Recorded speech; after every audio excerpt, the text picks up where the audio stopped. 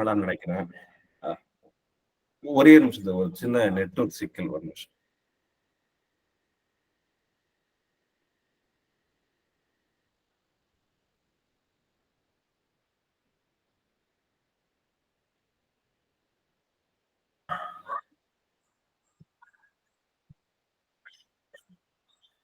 அ அ தொடர் மன்னிக்கணும்.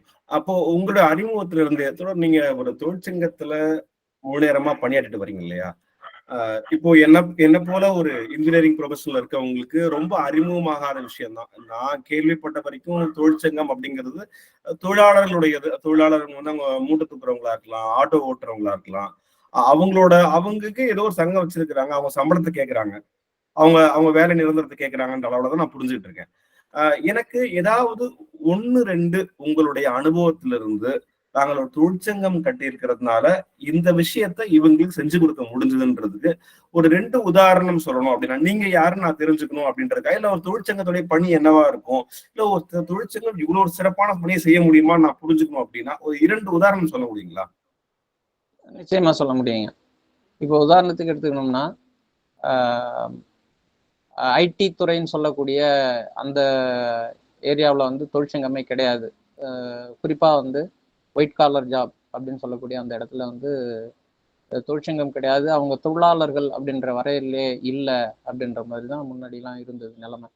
இப்போ அவர்களுக்கு வந்து தொழிற்சங்க உரிமை, அவர்கள் தொழிலாளர் சட்டத்தின் கீழ வருவாங்க அப்படின்றத குறிப்பா வந்து வழக்கு போட்டு, வழக்கு நடத்தி, ஐடி துறையில் இருப்பவர்களும் தொழிலாளர்களே அப்படின்ற அந்த வரையறைய வந்து நம்ம கொண்டு வந்து அது நிலைநாட்டியிருக்கோம். குறிப்பா வந்து சென்னையில அ சிறுசேரி பகுதிகள்ல இருக்கக்கூடிய ஐடி பார்க்ல அப்படி வந்து சங்கம் கட்டி இயக்கப்பட்டு வந்தது.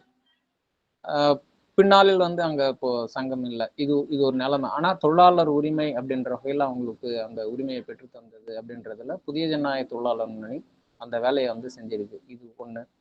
அதே மாரி நான் டீச்சிங் அ ஜாப் அப்படின்னு சொல்லக்கூடிய குறிப்பா பள்ளிக்கூடங்களில் இருக்கக்கூடிய சில நபர்கள், டிரைவர்களா இருக்கலாம், கிளரிக்கல் ஸ்டாஃபா இருக்கலாம். அவங்களாம் நான் டீச்சிங் ஸ்டாஃப்ன்ற மாரி வந்து கொண்டு வந்துருவாங்க. அவங்களுக்கும் தொழிலாளர்கள் அப்படின்ற வரையறையில இல்ல. அவங்களுக்கு தொழிற்சங்க சட்டங்கள் பொருந்தாது அப்படின்ற மாதிரி வந்து அவர்கள் ஏமாற்றப்பட்ட பொழுது, குறிப்பாக ஜேபிஆர் நிறுவனத்துல அந்த மாரி வந்து நம்ம அவங்களுக்கு கொண்டு வந்திருக்கோம். அவங்கள வந்து அவங்களுடைய வேலையை உத்தரவாதப்படுத்துவது அவர்களும் தொழிலாளர்கள் அப்படின்ற வகையில அவங்களுக்கு வந்து போராடி வெற்றி பெற்றது அப்படின்றதெல்லாம் குறிப்பிடத்தகுந்த அம்சங்கள். இது மட்டும் இல்லாம இன்னும் கூட நிறைய இருக்குது. அது ஒரு பெரிய பட்டியலா கூட நம்மளால சொல்ல முடியும். உதாரணத்துக்கு 2 வகையில அப்படி நம்ம சொல்லியிருக்கோம். பாண்டிச்சேரியில அந்த மாதிரி நடந்திருக்கு. பாண்டிச்சேரியிலேயும் அமலோற்பவம் பள்ளி வந்து மிகப்பெரிய பள்ளி. அங்க இருக்கக்கூடிய நான் டீச்சிங் ஜாப்ல இருக்கிறவங்க, ஈவன் டீச்சரா இருக்கிறவங்கள கூட வந்து அந்த மாதிரி வந்து ஏமாத்திருக்காங்க. அவங்களுக்கான அசோசியேஷன்ல நாம வழிகாட்டுதல் கொடுத்து அவங்களுக்கான வழக்கு நடத்தி வரோம். இன்னைக்கும் வந்து அது வழக்குல இருக்குது. அவர்கள் வெற்றி பெறுவதற்கான வாய்ப்பை காலம் கடத்தி வராங்களே ஒழிய தடுக்க முடியல. இதுதான் நிலைமையா இருக்கு. இப்போ உங்களோட அது எது எப்படி தொடர்புபடுத்தி பார்க்கலாம் அப்படின்னு சொன்னா, ஒயிட் காலர் ஜாப்னு சொல்லக்கூடிய இந்த மாதிரி இடத்துல அவங்களுக்கு ஒரு அசோசியேஷன் தேவைப்படுவது அப்படின்றது அவசியமானது. குறிப்பா வந்து மனநல மருத்துவர் ருத்ரன் பேசும்பொழுது அதை எப்படி சொல்றாரு அப்படின்னு அதை நம்ம கொஞ்சம் கவனத்தில் எடுத்துக்கிறது பொருத்தமா இருக்கும்னு பாக்குறேன். குறிப்பாக கொஞ்சம் சத்தமா பேசலாமா தோழர்? பேசலாங்க. ஆ. குறிப்பா டாக்டர் ருத்ரன் வந்து மனநல மருத்துவர் உங்க எல்லாருக்கும் கண்டிப்பா தெரிஞ்சிருக்கும்னு கருதுறேன். அவங்க சொல்லும் பொழுது என்ன சொல்றாங்க அப்படின்னு சொன்னா, அசோசியேஷன் குறிப்பாக சங்கமாக இணைவது அப்படின்றது பல்வேறு மன சிக்கல்களை தீர்ப்பதற்கு உதவும். முதல்ல இந்த மாதிரி வேலை நேர வரையறையின்றி உழைப்பவர்கள், இப்ப என்ஜினியர்னு நீங்க சொல்றீங்க அப்படின்னா உங்களுக்கு எல்லாம் வேலை நேரம் கிடையாது. அதே மாதிரி பல்வேறு இடங்கள்ல இருக்கக்கூடிய ஸ்டாஃப்ங்களுக்கு எல்லாம் வேலை நேரம் இருந்து பல்வேறு சிக்கலுக்குள்ளாகி குடும்பத்திலிருந்து தனிமைப்படுவது அப்படின்ற நிலைமைக்கு அவங்க ஆளாக்கப்படுறாங்க. அப்போ அந்த சூழல்ல அவங்க வந்து மனச்சிக்கலுக்குள்ளாகி விரக்தியில போயிட்டு தற்கொலைகள் நடக்குது அப்படின்றத நிகழ்வா இருக்குது. இதெல்லாம் தவிர்ப்பதற்கு அவங்க வந்து ஒரு சர்வே மாதிரி எடுக்கிறாங்க. அந்த சர்வேல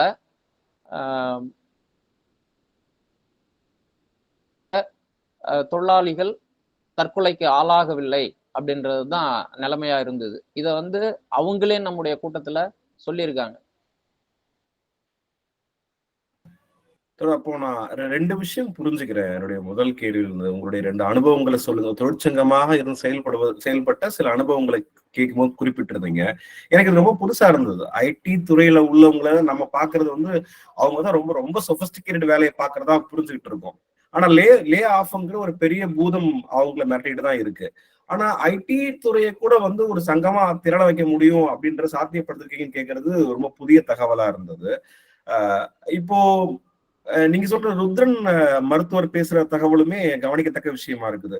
அப்போ சங்கமாக திரள்வது நம்முடைய பணியிட பாதுகாப்பு, இல்ல நம்ம வேலை நிரந்தரம் குறித்து, இல்ல நம்ம சம்பள உயர்வு, இந்த பாதுகாப்பு குறித்துலாம் இல்லாம குறைந்தபட்சமா நீங்க சங்கமா இருக்கிறதுனாலே உளவியல் ரீதியில நீங்க ஒரு தைரியமான ஒரு மனுஷனா உணர்றீங்க. உங்க உளவியல் சிக்கல்களை கடந்து வர முடியும் அப்படின்னு சொல்றாங்க. இந்த பார்வையே ரொம்ப புதுசா இருக்கு. அப்போ மனுஷன் ஒரு சோசியல் பீயிங் இல்லையா? அவன் வந்து ஒரு கூட்டோடு இருக்க பழக்கப்பட்டவன். இந்த வேலை வந்து அவனை ரொம்ப ஐசோலேட் வச்சுட்டே இருக்குது. அப்ப சங்கமா திரள்றது வந்து அடிப்படையில் அவனுடைய இயல்பே அதுதான் இல்லையா? அப்படி அவன் சங்கமா இருப்பதான் அவன் இயல்பாவே இருக்கிற விஷயமா புரிஞ்சுக்க முடியுது. தோழர் இப்ப அங்கிருந்து அப்படியே நான் அங்க கேமராவை கட் பண்றோம். வேற இடத்துக்கு வந்தோம் அப்படின்னா, சரி நான் இப்ப தொழிலாளர் தினம் மே 1 அதை பத்தி பேசணும் அப்படின்னா, எனக்கு தொழிலாளர் அப்படின்ற ஒரு விஷயம் இருக்குது. இந்த வார்த்தை இல்லைன்னா அப்படி ஒரு வேலை தொழிலாளர்னு நம்ம ஒருத்தர் சொல்றோம் இல்லையா? அது வந்து ஹிஸ்டரியில வந்து எந்த இடத்துல மனுஷன் ஒரு தொழிலாளரா மாற ஆரம்பிக்கிறான்? சரிங்க. இது மிக முக்கியமான கேள்வின்னு பார்க்குறேன். குறிப்பா இதுல சில அம்சங்கள் நம்ம பின்னோக்கி பயணிக்க வேண்டிய காரணமா இருக்கும். நாம் இன்னைக்கு பார்க்குற மாதிரி தொழிலாளர்கள் திடீர்னு வந்து வந்துடுறது அப்படின்றது எங்கேயுமே இருக்க முடியாது. அப்படி வந்ததும் இல்ல. எல்லாத்துக்குமே ஒரு இயங்கியல் பார்வை இருக்குது. முன்னாடி பாஸ்ட், பிரசன்ட், ஃபியூச்சர் அப்படின்னு சொல்றாங்க இல்லைங்களா? அந்த மாதிரி அப்போ கடந்த காலம் அப்படின்றத நம்ம திரும்பி பின்னோக்கி போய் பார்க்கும் பொழுது, உற்பத்தி முறை அப்படின்றது தான் முதல் தொடக்கம். உற்பத்தி முறை அப்படின்றதிலிருந்து தான் தன்னுடைய உணவுக்காக, உணவு தேவைக்காக வேட்டையாடிய சமூகமாக இருந்த மனிதன் குல சமூகமாகவும் இப்படிலாம் வந்து வராங்க. அப்போ உழைப்பில் ஈடுபடும் பொழுதுதான் அவர் வந்து மொழி தேவைப்படுது. ஒருத்தருக்கு அவர் உழைப்பில் ஈடுபடக்கூடியவரை விலங்கினங்களிலிருந்து காப்பாற்றணும், விலங்கை வேட்டையாடணும், இயற்கையில் இருப்பவற்றை வந்து அவங்க பறித்து சாப்பிடணும். இப்படின்றது பொழுதுதான் வேட்டையாடக்கூடிய சமூகமாக இருந்த பொழுதுதான் மொழியே உருவாகுது. அப்போ ஒரு மனிதன் உழைப்பில் ஈடுபடும் பொழுதுதான் மொழியின் அவசியத்தை உணர்றான். இதுல இருந்து தொடங்குகிறது அப்படின்னு பார்க்கும் பொழுதுதான் அதனுடைய பரிணாம வளர்ச்சியில் மொழி வளரும் பொழுது மொழியினுடைய பல்வேறு ஆழங்கள் இதெல்லாம் பத்திலாம் நம்ம பேசியிருப்பாங்க. மொழி ஆர்வலர்கள்லாம் பேசியிருப்பாங்க. அதை போலவே உற்பத்தியிலும் மிகப்பெரிய பரிணாமங்கள் வந்து பரிணாம வளர்ச்சிகள் வருது. எப்படி அப்படின்னு சொன்னா, வேட்டையாடிய சமூகமாக இருந்தவன் நிலங்களை பண்படுத்தி விவசாய நிலங்களாக மாத்தி அதுல உழருது. அதுக்கு பிறகு பாத்தீங்கன்னா, ஒரு நாகரிக சமூகமாக இருக்கணும்னு மேம்பட்ட இடத்துல வரும் பொழுது, அவங்க வந்து ஆடைகள் நெய்தல், இதுக்கெல்லாம் வந்து இதுக்கு தேவையான கருவிகளை உற்பத்தி செய்யறது. அப்போ உழைப்பில் ஈடுபடக்கூடிய இடத்தில் இருப்பவர்கள் தொழிலாளர்கள். அது நவீன வடிவமா இன்னைக்கு எப்படி வந்திருக்குது அப்படின்னு சொன்னா, முதலாளித்துவ உற்பத்தி முறை அப்படின்ற இடத்துல வரும் பொழுதுதான் அது ஒரு நவீன தொழிலாளர்கள் அப்படின்றது வருது. குறிப்பாக நவீன எந்திரங்கள் இங்கிலாந்துல கண்டுபிடிக்கப்படுது. நீராவி என்ஜின் கண்டுபிடிக்கப்பட்ட பிறகு தொழில்துறையினுடைய வளர்ச்சி மிகப்பெரிய அளப்பரிய அளவுக்கு வளர்ச்சி இருக்குது. அது அந்த காலகட்டங்கள் 18ஆம் நூற்றாண்டுன்னு சொல்றாங்க. 17ஆம் நூற்றாண்டின் இறுதி, 18ஆம் நூற்றாண்டுடைய தொடக்கம். அப்போ அந்த காலகட்டத்தில் நீராவி என்ஜினுடைய வளர்ச்சியின் காலமாக தொழில்துறை மிகப்பெரிய அளவுல வளர்ச்சி அடையும் பொழுதுதான் முதலாளி தொழிலாளி அப்படின்றது உருவாக்கப்படுது. இதுல இப்ப அவங்கள பொறுத்தவரை முதலாளிகளை பொறுத்தவரை எப்படி பாக்குறாங்க அப்படின்னா, எல்லாரும் தொழிலாளர்கள் தான். முதலாளியை தவிர்த்து, மேலாளரை தவிர்த்து மற்ற எல்லாருமே அவங்களுடைய பார்வையில் தொழிலாளர்கள் தான். அப்போ இதை எப்படி சொல்லலாம் அப்படின்னு சொன்னா, நாம் என்ன வரையறை வச்சிருக்கிறோம் அப்படின்னு சொன்னா, இப்ப சட்டத்தின்படி தொழிலாளர்கள்னா தொழிலில் ஈடுபடுபவர் அப்படின்றதுதான் வரையறையா சொல்றாங்க. அது ஒரு வகையில் பொருத்தமானது தான். ஆனா பிசினஸ் மேன்னு சொன்னாலே அவங்க வந்து தொழிலில் ஈடுபடுவர், தொழில் செய்பவர் அப்படின்ற பொருள்ல அதை இன்னைக்கும் பல இடங்கள்ல சொல்றாங்க. அப்போ தொழில் செய்பவர் முதலாளி, தொழிலில் ஈடுபடுபவர் தொழிலாளி அப்படின்னு சொல்லி அப்படி சொல்லப்படுது. ஆனா சட்டத்தின்படி பாத்தீங்கன்னா 2 இயர்ஸ்ன்ற வரையறையில இதை பத்தி அவங்க சொல்றாங்க. யாரெல்லாம் தொழிலாளி அப்படின்றதுக்கு ஒரு வரையறை சொல்றாங்க.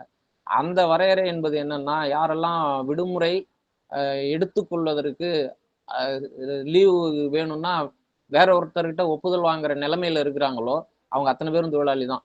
அது நீங்க ஒரு என்ஜினியரா இருந்தாலும் நீங்களே உங்களுடைய விடுப்பு கடிதத்தில் கையெழுத்து போட முடியாது.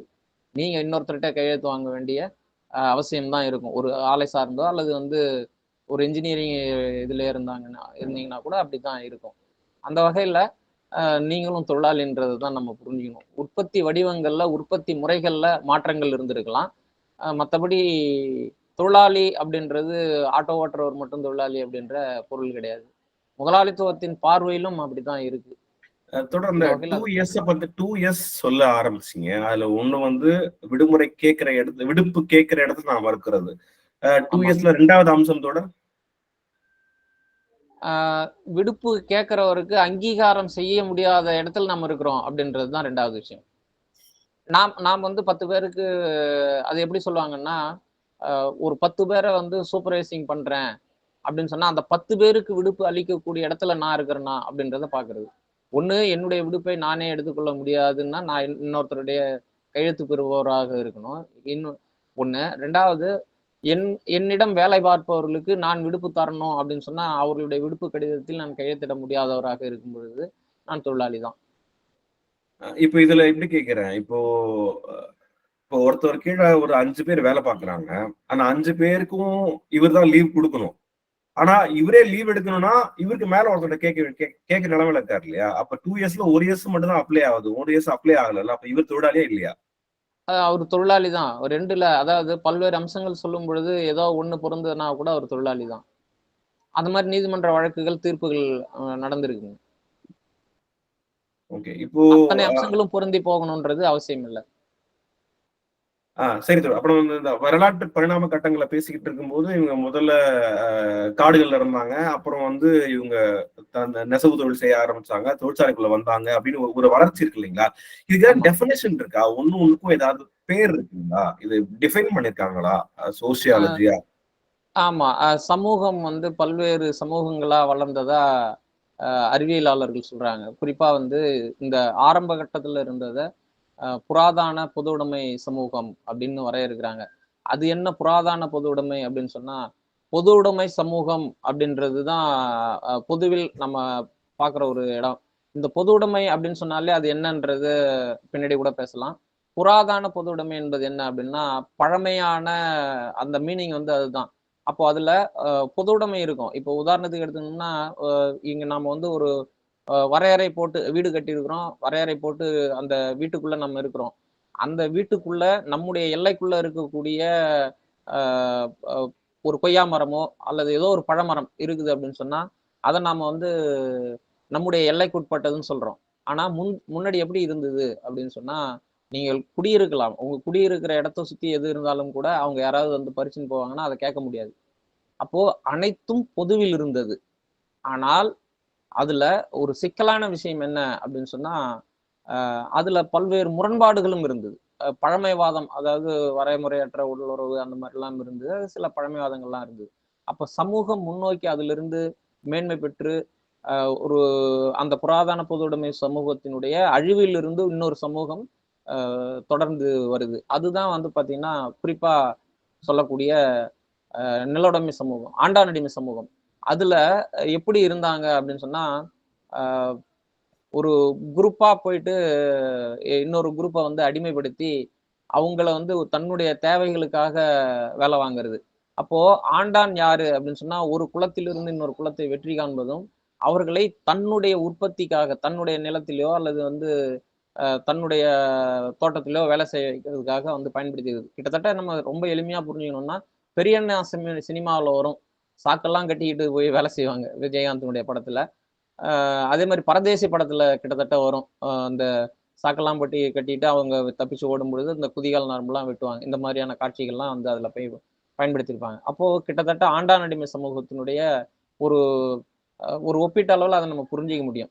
அந்த மாதிரியான காலகட்டம். அதிலிருந்து மேம்பட்ட சமூகமா இருந்தது தான் நிலவுடைமை சமூகம். அப்போ நிலங்கள் பண்படுத்தப்பட்டு, பண்பாடுகள் அப்படின்றதும் ஒருவனுக்கு ஒருத்தின்றதும் இந்த மாதிரி பல்வேறு சமூகங்களா வளர்ச்சி அடைந்த கட்டத்துல ஒரு நிலப்பிரபுத்துவ சமூகம் அப்படின்றது ஒரு மேம்பட்ட சமூகமா இருந்தது. நிலப்பிரபுத்துவ சமூகத்தினுடைய அடுத்த கட்டம் தான் முதலாளித்துவ கட்டம்.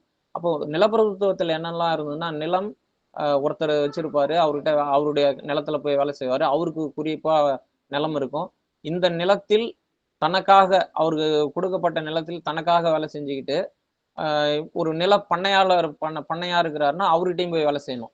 அப்போ தனக்காகவும் பிறருக்காகவும் உழைப்பது அப்படின்றது இதுல குறிப்பா எல்லாத்துலயும் இழையோடி வந்திருக்கிற ஒரு அம்சம் என்ன அப்படின்னு சொன்னா, எல்லா இடங்களிலும் ஒரு அடிமை சமூகமாகவே வாழ்ந்து வந்திருப்பாங்க. இறுதியா வந்திருக்கக்கூடிய முதலாளித்துவ சமூகத்திலும் கூட எப்படிப்பட்ட அடிமையா இருந்திருப்பாங்க அப்படின்னு சொன்னா, தன் கையில் ஏதும் இல்லாத, குறிப்பாக அவர் வேலைக்கு போறாரு, ஆலை தொழிலாளியா இருக்கிறாருன்னா எதுவும் எடுத்துன்னே போக தேவையில்ல. இப்போ ஒரு ஒயிட் காலர் ஜாப்னு சொல்லக்கூடிய இடத்துல கூட அவங்க ஒரு உடைமை வச்சிருப்பாங்க, லேப்டாப் எடுத்துன்னு போவாங்க. வீட்டுல இருந்து பண்ணுங்க, வேலை வேலை பார்க்குற ஒரு ஒர்க் ஃப்ரம் ஹோம்ன்ற அந்த காலகட்டத்தில் இருந்தபோது கூட அவங்களுக்கு லேப்டாப்லாம் தேவைப்பட்டது, குறிப்பா அவங்களுடைய தேவையை ஒட்டி.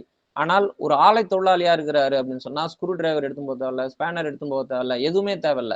அப்போ அந்த முதலாளித்துவ காலகட்டத்தில் அவங்க எப்படி இருக்கிறாங்க அப்படின்னு சொன்னா, தன்னுடைய உற்பத்தி கருவிகள் அப்படின்னு சொல்லக்கூடியது தன் கையில் ஏதும் இல்லை. இதை தான் வந்து மார்க்ஸ் எப்படி சொல்றாருன்னு பாத்தீங்கன்னா, நவீன பாட்டாளி வர்க்கம், இழப்பதற்கு ஏதுமற்ற வர்க்கம் அப்படின்னு சொல்றாரு. அப்போ இதுக்கு முன்னாடி என்ன, ஒரு நிலப்பிரபுத்துவ சமூகத்துல அவர் கையில ஒரு மண்வெட்டியோ அல்லது வந்து சொரடோ அல்லது அரிவாளோ இப்படி ஏதோ ஒண்ணு கையில இருக்கும். அப்படி வந்து அவங்களுடைய உழைப்பு முறை வந்து அப்படி இருந்தது. ஆனால் முதலாளித்துவ வர்க்கமாக இருக்கிற இடத்துல ஒரு தொழிலாளி இருக்கிறாரு அப்படின்னு சொன்னா, அவர் கையில் ஏதும் இல்லை. ஒரு ஆலைக்கு போகலாம், அங்க உழைச்சு கொடுக்கலாம், அப்படியே திரும்பி வீட்டுக்கு வந்துடலாம். அப்போ இழப்பதற்கு ஏதுமற்ற வர்க்கம் அப்படின்றது உற்பத்தி கருவியும் சரி, உடைமைகளிலும் சரி, அப்படிப்பட்ட வர்க்கமாக தொழிலாளர்கள் இருக்கிறாங்க அப்படின்றது. இதுதான் வரலாற்றின் வளர்ச்சி கட்டமா நம்ம பார்க்க வேண்டியதா இருக்கு. அப்ப நான் இப்படி புரிஞ்சுக்கிறேன் தொடர். அப்போ வந்து நம்ம நம்ம ஒரு ஒரு ஹியூமன் எவால்யூஷன் இருக்கு இல்லைங்களா? ஒரு ஒரு ஒரு சில உயிரினமா இருந்து அது பல சில உயிரினமா மாறி அதுல பல பல காலகட்டங்களை வளர்ந்து அப்போ ஏதோ ஒரு வகையான ஒரு குரங்கில் இருந்து மெல்ல மெல்ல மெல்ல மாறி இன்னைக்கு இருக்கிற வடிவத்துல மனுஷன் இருக்கிறான். இப்போ ஒரு மனிதனுக்கு ஒரு பரிணாம வளர்ச்சி இருக்கிற மாதிரி நம்ம சமூகத்துக்கு ஒரு பரிணாம வளர்ச்சி இருக்கு.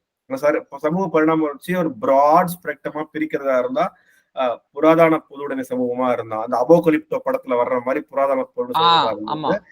அப்புறம் வந்து நம்ம பரதேசி படத்துல காட்டுற மாதிரி ஆண்டான் அடிமை சமூக வடிவத்துல நம்ம வாழ்ந்துகிட்டு இருந்தோம். அதுக்கப்புறம் ஜமீன்தார்கள் நம்ம நிறைய இந்த முரட்டு காலை படத்துல வர ஜமீன்தார்லாம் பார்த்திருப்போம். அவங்களெல்லாம் வந்து நம்ம நிலப்பிரபுத்துவ நிலப்பிரபுத்துவ சமூகம் நில உடைமை சமூகத்துல பாக்குறோம். இப்போ நாம இருக்கிற சமூக சூழல்ல வந்து சினிமாலே பாக்குற மாதிரி இன்னைக்கு கார்பரேட் வில்லன்களை தான் நம்ம காட்டுறோம். கார்பரேட் நடந்துட்டு இருக்காரு, அவர் தான் வில்லனா இங்கேயே இருப்பாரு, சினிமால இருப்பாரு. அப்போ அப்படியான இங்க சோசியல் ஸ்ட்ரக்சரே வளர்ந்துகிட்டே வருது. இது எல்லாமே வந்து உற்பத்தியை பேஸ் பண்ணி தான் நடக்குது. இங்க என்ன வகையான உற்பத்தி நடக்குது அப்படிங்கறத பொறுத்து இங்க ஒரு உறவு முறை ஏற்படுது. அந்த உறவு முறையை வச்சு அந்த சமூக அமைப்பு இயங்குது. அந்த சமூக அமைப்புல ஒரு சிக்கல் நிகழும்போது அது இன்னொன்னா வடிவம் மாறி மாறி வர்றதை பார்க்க முடியுது. அப்போ முதலாளித்துவ சமூக காலகட்டத்துல வந்து தொழிலாளி அப்படின்ற வடிவம் வந்து பெருசா வந்து நிக்கிறத நம்ம பாக்குறோம். இப்போ இந்த சூழல்ல தொழிலாளர்களுக்காக ஒரு தினம் ஏன், அந்த தினம் எதுக்காக, மே 1 எதுக்கு, அதுக்கு ஒரு வரலாறு இருக்கு. அந்த வரலாறு நீங்க சின்னதா குறிப்பிட்டு காமிச்சிருங்க. அது எல்லாருக்கும் தெரிஞ்ச வரலாறா இருக்கும். நம்ம பேசுறதோட அடிப்படையா இப்படி நடந்துன்னு சொல்லிடலாம். அந்த அப்படி ஒண்ணு நடந்து நம்ம ஏன் வருஷம் நாம் நினைவு கூற வேண்டிய அவசியம் இருக்கு?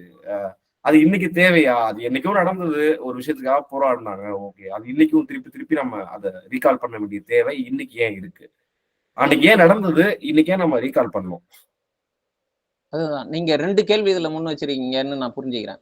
குறிப்பா சொல்லணும்னா தொழிலாளர் தினம் ஏன் இன்னைக்கு அவசியம் ஏன் கொண்டாடணும், இந்த 2 கேள்வி உள்ள வச்சிருக்கிறதா நான் புரிஞ்சுக்கிறேன். அதுல முதல் கேள்வி அப்படின்னும் பொழுது தொழிலாளர் தினம் என்ன வரலாறு ஏன், குறிப்பா சொல்லணும்னா 1886 சிகாகோவினுடைய ஹேர் மார்க்கெட்ல தொழிலாளர்கள் ஒன்று திரண்டு ஒரு கோரிக்கையை வச்சு போராடுறாங்க. குறிப்பா என்ன கோரிக்கை அப்படின்னு சொன்னா, இப்போவும் அந்த கோரிக்கை தேவைப்படக்கூடிய நிலைமை இருக்குதுன்றது ஒரு அம்சம். அவங்க வேலை நேரத்தை வரையறை செய்யணும் அப்படின்னு தான் முதல்ல அவங்களுடைய கோரிக்கை. 8 மணி நேர வேலை, 8 மணி நேர உறக்கம், 8 மணி நேர ஓய்வு. அது என்ன, ஓய்வும் உறக்கமும் ரெண்டும் ஒண்ணு தானே, அப்படின்னு கூட நம்ம இப்போ கருதுறோம். குறிப்பா சொல்லணும்னா ஒயிட் காலர் ஜாப்னு சொல்லக்கூடிய ஐடி துறையில் இருப்பவர்கள் அவர்களுடைய வேலை நேரமே இன்னைக்கு வரையறையே கிடையாது. அப்போ அவங்களுடைய வேலை நேரம் வரையறை கிடையாதுன்னு சொன்னா 16 மணி நேரம் 12 மணி நேரம் கூட வேலை பார்க்குறாங்க. ஆனா வார இறுதின்னு சொல்லக்கூடிய சனி ஞாயிறுல வர விடுமுறைகளை அவங்க பெருசா கொண்டாடுறாங்க. அந்த கொண்டாட்டங்கள் வந்து எப்படிப்பட்ட கொண்டாட்டங்கள்ன்றது கூட பிறகு பார்க்கலாம். அது முதலாளித்துவ உற்பத்தி முறையினுடைய ஒரு சீரழிந்த பண்பாட்டுல வந்து வளர்க்குறாங்க அவங்கள. அவர்கள் எதுவும் உரிமையற்றவர்களா இருக்கணும்ன்றது வந்து ஒரு கலாச்சாரத்துக்கு கொண்டு போறாங்க. ஆனால் இந்த மே தினம் அப்படின்றது என்ன குறிப்பா சொல்லணும்னு சொன்னா, அப்படி என்னுடைய வேலை நேரம் 14 மணி நேரம், 16 மணி நேரம், 18 மணி நேரம் அப்படின்றது. ஒரு மோசமான ஒரு சூழல் வந்து இருந்தது. குறிப்பா சொல்லணும்னா, இங்கிலாந்தில் நம்ம கற்பனை பண்ணி கூட பார்க்க முடியாத அளவுக்கு, ஆ 3 முதல் 5 வயது குழந்தைகள கூட வந்து வேலையில ஈடுபடுத்தி இருக்கிறாங்க. ஒரு குறிப்பா உற்பத்தியில. அந்த குழந்தை நீங்க அந்த அது வந்து நினைச்சு பாருங்க. 3 வயசு, 5 வயசு குழந்தைங்கள இன்னைக்கு நம்ம வந்து பள்ளிக்கூடத்துக்கு போன்னு சொல்லி எப்படி துன்புறுத்துறோமோ, அதை விட மிக கொடூரமானது அந்த வடிவம். அவங்களுக்கு வந்து ஒரு வேளை அந்த வேலைய அவங்க செய்யல அப்படின்னு சொன்னா, கசையடி உண்டுன்னு சொல்லியிருக்கிறாங்க. இதையெல்லாம் பார்த்து தான் அவர் வந்து மார்க்ஸ் வந்து தன்னுடைய மூலதனம் நூல்ல கூட வந்து குறிப்பிட்டு எழுதுவார். அப்போ மே தினம் அப்படின்றதுக்கான வரலாறு என்ன அப்படின்னு சொன்னா, குறிப்பாக 8 மணி நேர வேலை, 8 மணி நேர உறக்கம், 8 மணி ஓய்வு, 8 மணி நேர உறக்கம். அப்போ உறக்கம் என்பது இரவில் 8 மணி நேரம். இன்னைக்கும் கூட பல்வேறு மருத்துவர்கள் சொல்லக்கூடிய ஆலோசனைகள் முக்கியமான ஒண்ணு, நீங்க 8 மணி நேரம் தூங்குங்க அப்படின்னு சொல்றாங்க. அதுல இன்னொரு மறைபொருளும் இருக்குது. இந்த 8 மணி நேர வேலைக்காக நாம் ஓய்வுன்னு சொல்லக்கூடியது 8 மணி நேர வேலையில் நம்ம வந்து ஈடுபடுத்திக் கொள்வதுதான். அதுக்கு தயாரிப்பு வேலைகள்ல வந்து ஒரு குறிப்பிட்ட நேரங்கள் தேவைப்படும். அதுக்கு பிறகுதான் அந்த ஓய்வு. பொழுதுபோக்குன்னு சொல்லக்கூடிய இது. ஆனா இன்னைக்கு வந்து பொழுதுபோக்குன்றதே மொத்தமாகவே அறவே இல்லைன்ற நிலைமையில நாம் வாழ்ந்துகிட்டு இருக்கிறோம். பொழுதுபோக்கு இல்லாததனுடைய விளைவு குடும்பத்தில் பல்வேறு பிரச்சனைகள் வருது. அதுல வந்து குறிப்பா சொன்னோம்னா, கணவன் மனைவிக்குள்ளவே வந்து என்னை எங்கேயுமே கூட்டு போறதில்ல அப்படின்னு சொல்றாங்க.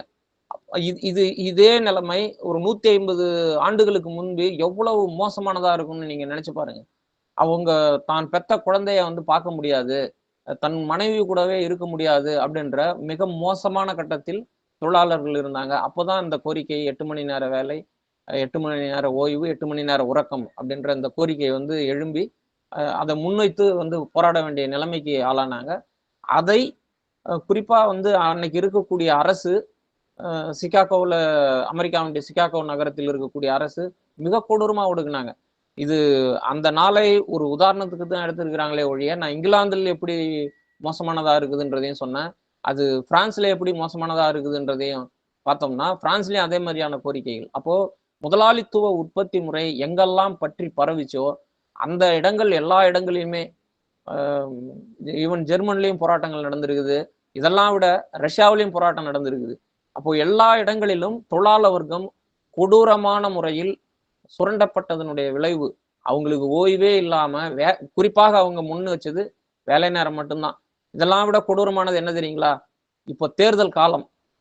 இப்போ நம்ம வந்து இந்தியாவுல தேர்தல் நடந்துட்டு இருக்குது.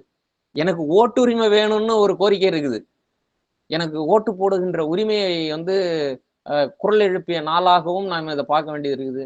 அவர்கள் ஓய்வுன்றதுல இந்த முழக்கத்தையும் முன் வச்சு போராடக்கூடிய ஒரு அவசியம் வந்து அந்த காலகட்டத்தில் இருந்தது. உலகம் முழுக்க பல்வேறு இடங்கள்ல இருந்தது. ஆனால் நினைவாக வச்சிருக்கிறது 1886 நடந்த சிகாகோவில் நடந்த ஹேமார்க்கெட்டில் நடந்த இந்த போராட்டம். அது மிகப்பெரிய கலவரமாக உருவெடுத்து அதில் இருக்க பல்வேறு நபர்களை சுட்டுக் கொல்றாங்க காவல்துறையினர். இதை தான் அடையாளமாக வைத்து இன்னைக்கு வந்து மே தினம் அதை நினைவு கூறுதல் அப்படின்ற வகையில நடத்தப்படுது. இன்னைக்கு ஏன் இதுதான் நான் சுருக்கமா சொல்லியிருக்கிறேன். இல்ல இதுல பல்வேறு அம்சங்கள் இருக்குது. ஆகஸ்ட் ஸ்பைஸ்ன்னு சொல்லக்கூடிய ஒருத்தர் வந்து அவருடைய கோரிக்கையா என்ன சொல்றாரு, நாங்க இன்னைக்கு மௌனமாக இறந்து போறோம். அவங்க எல்லாம் வந்து தூக்கிலிடுறாங்க. என்ன குற்றத்துக்காகன்னா இந்த போராட்டத்தை முன்னின்று நடத்தியவர்கள் அப்படின்றதுக்காக. அப்போ அவர் என்ன சொல்றாருன்னா, நாங்கள் இன்னைக்கு மௌனமாக இறந்து போகிறோம். எங்களுடைய மௌனம் பின்னாளில் கொந்தளிப்பாக மாறும். இதற்கெல்லாம் பதில் சொல்லக்கூடிய காலகட்டம் வெகு விரைவில் வரும்னு சொல்லி தன்னுடைய முழக்கமாக முன் வச்சு அவர் வந்து இறந்து போறார். அந்த மௌனம் இன்னைக்கு பல்வேறு இடங்கள்ல தேவைப்படுது. எப்படின்னு சொல்றேன். குறிப்பா 8 மணி நேர வேலை என்பது இன்னைக்கு இருக்குதுங்களா? அறவே இல்லை. ஒழிக்கப்பட்டிருக்குது. நான் இன்னைக்கு கோயம்புத்தூர்ல இருக்கிறேன் அப்படின்னு சொன்னா, கோவையினுடைய அடையாளமாக இருக்கக்கூடியது ஆயத்த ஆடைகள், மோட்டார் தொழில். இங்க வந்து எந்த இடங்களிலுமே பாத்தீங்கன்னா 10 மணி நேரம் 12 மணி நேரம் என்பது மிகவும் சர்வசாதாரணமாக நடைமுறையில் இருக்கு. 14 மணி நேரம் அப்படின்றது ரொம்ப சர்வசாதாரணமா மாற்றப்பட்டிருக்கு. குறிப்பா திருப்பூர், ஈரோடு பக்கத்து மாவட்டங்கள் இதெல்லாமே. அங்கெல்லாம் பாத்தீங்கன்னா 12 மணி நேர வேலை என்பதுதான் அடிப்படையிலே இருக்குது.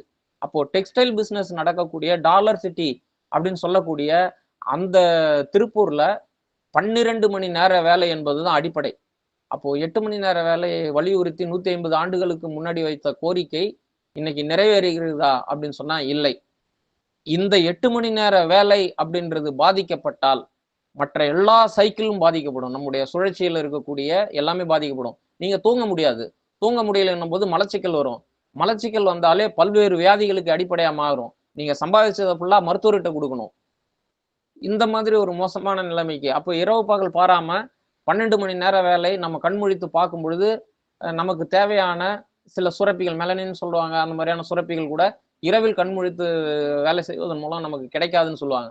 அப்போ ஏற்கனவே நமக்கு தேவையான ஊட்டச்சத்து அப்படின்றதும் இல்லாமல் போவதும், கூலி வேறு மிகப்பெரிய அளவில் குறைக்கப்படுவதும் அப்படின்றது இன்னைக்கு நடந்து வருது. குறிப்பாக அதனாலவே நமக்கு இன்னைக்கு வந்து அன்னைக்கு முன்வைத்த குறிப்பா வேலை நேரத்தை மட்டும் ஓய்வு நேரத்தை மட்டும் தான் சொல்லியிருக்கிறேன். அதில் ஊதியத்துக்கேற்ற உழைப்புக்கேற்ற ஊதியம் அப்படின்ற ஒரு முக்கியமான அம்சமும் இருக்குது. அது இன்று வரை பல்வேறு இடங்களில் கிடையாது.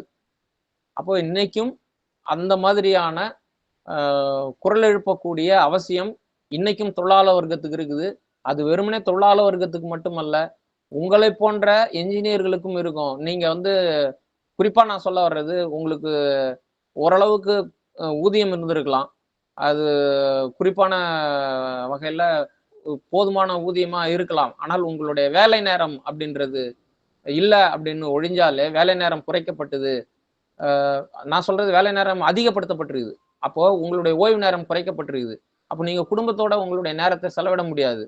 அது ஒரு உளவியல் தாக்குதல். அதை ஒட்டி வரக்கூடிய பிரச்சனைகள், குழந்தைகளோட நீங்க நேரம் செலவிட முடியாது, மனைவியோட நேரம் செலவிட முடியாது. இதனால வரக்கூடிய பல்வேறு பிரச்சனைகள் இன்னைக்கும் இருக்குது. எனவே இது தொழிலாளர்களை விட ஒயிட் காலர் ஜாப்னு சொல்லக்கூடிய ஐடி துறையில இருப்பவங்க, உங்களை மாதிரி இருக்கிறவங்க, இன்ஜினியர், இவங்களுக்கு அவசியம் 8 மணி நேர வேலை அவசியப்படுது.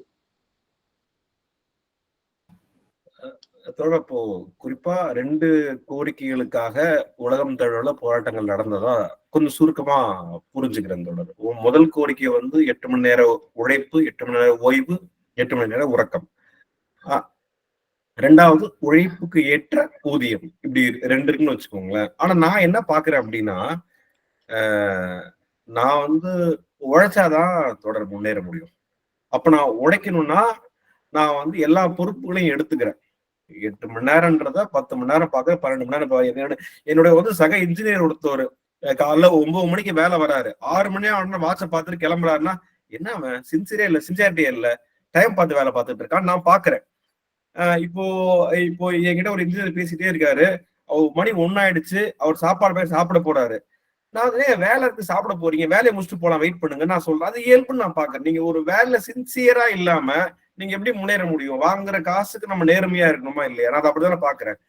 அப்புறம் எப்படி நீங்க கேரியர்ல முன்னேறது? நீங்க இப்படி வந்து நான் 8 மணி நேரம் தான் வேலை பார்ப்பேன், நான் மத்தியானம் எனக்கு வந்து சாப்பாட்டுக்கு நான் 1 மணி நேரம் கிளம்பி போயிருவேன், நான் இடையில 2 டீ பிரேக் எடுத்துக்குவேன், இப்படி நான் வந்து ஒரு 8 மணி நேரத்தை நான் பார்த்தா நான் என் கேரியர்ல எப்படி முன்னேறது? இல்ல இது நான் தனிப்பட்டவர்கள் இல்லாம அப்போ எல்லாருமே அப்படி பார்த்தாங்கன்னா அப்ப நாட்டினுடைய வளர்ச்சியே எங்க போறது?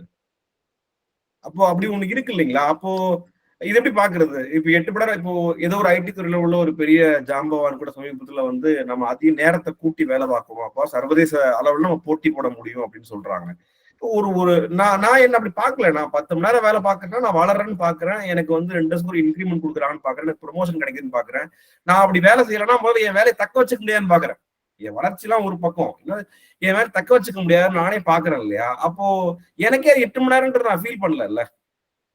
நீங்க ஏன் 8 மணி நேரம் சுருக்கி என்னை வந்து அப்படி பாக்குறீங்க? ஒண்ணு அதுல கேள்வி, அடுத்த கேள்வி அப்புறம் கேட்கிறேன். நான் 8 மணி நேரம் வேலை இப்ப எனக்கு தேவையா? எனக்கு தான் நான் வளரணும்னா எனக்கு 8 மணி நேரம் தேவைப்படுது. நான்லாம் சோம்பேறியா இருக்கு விரும்பல. நான் கேரியர்ல படிப்படியா நான் முன்னேற விரும்புறேன், என் வேலையை நான் தக்க வச்சுக்கவும் விரும்புறேன். இது தப்பா? சரி. சரிங்க. ஓகே. என்கிட்ட நான் வேலை முதல்ல பார்க்கிறவங்க அப்படி இருக்குன்னு நினைக்கிறேன். எனக்கு கீழ வேலை பார்க்கிறவங்க அப்படி இருக்குன்னு நினைக்கிறேன் நானு. அப்படி உள்ளவங்கள தான் வேலை சேர்ப்பேன். அப்படி நானும் வேலை வாங்குவேன். நான்லாம் சரி. 12 மணி நேரம் வேலை பார்த்தா முன்னேறி இருக்குன்னு நான் என் பையன்கிட்ட நான் சொல்லுவேன். இதுல என்ன தப்பு இருக்கு? ஏன் 8 மணி நேரம் அ வேலை பார்க்கணும்? நாம சில நடைமுறை உதாரணங்களோட பார்க்கலாங்க. உங்க அளவுல நீங்க பார்க்குறவங்கள யாரையாவது ஒரு 12 மணி நேரம் வேலை பார்த்து நான் ரொம்ப முன்னேறி இருக்கிறேன் அப்படின்னு சொல்றவங்கள நீங்க பட்டியலிட்டுங்க. உங்களுக்கே, உங்களுடைய அனுபவத்திலே. அதுக்கு என்ன நான் சொல்ல வரேன் அப்படின்னு சொன்னா, குறிப்பா அ கடுமையா உழைச்சா முன்னேறலாம் அப்படின்னு சொன்னா, எந்த கார்ப்பரேட் முதலாளிகளும் நீங்க சொல்வதைப் போல கடுமையாலாம் உழைப்பது அல்ல. இல்லவே இல்ல. நீங்க வந்து பார்த்திருக்க முடியும். 1. ஆனா, அவங்க வந்து ஒரு நீங்க இப்ப ன் வேலைக்கு போற ஒருத்தர் வந்து 6 மணிக்கு வேலைக்கு வராரு அப்படின்னு சொன்னா, அ அவரு வந்து 10 மணிக்கு வரலாம். திரும்ப கிளம்பி போகலாம். இப்ப அதுக்கு நம்ம பல்வேறு காரணங்கள் சொல்லலாம். முதலீடு போட்டவருங்க அப்படின்னு சொல்லி. அதெல்லாம் ஒரு பக்கம் இருக்கட்டும்.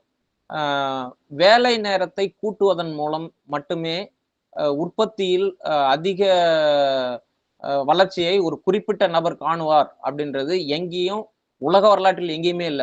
முன்னேறிய நாடுன்னு சொல்லக்கூடிய எல்லா இடங்களிலும் 8 மணி நேர வேலை அப்படின்றது தான் இன்னைக்கும் வரையறையில இருக்குது. குறிப்பா சொல்லணும் அப்படின்னு சொன்னா, இப்போ அமெரிக்காவில் செப்டம்பர் மாசம் ஒரு மிகப்பெரிய போராட்டம் நடக்குது ஆட்டோமொபைல் துறையில. அந்த ஆட்டோமொபைல் துறையில நடந்த இந்த போராட்டத்தினுடைய செப்டம்பர் இப்ப கடந்த செப்டம்பர் சொல்றீங்களா நீங்க?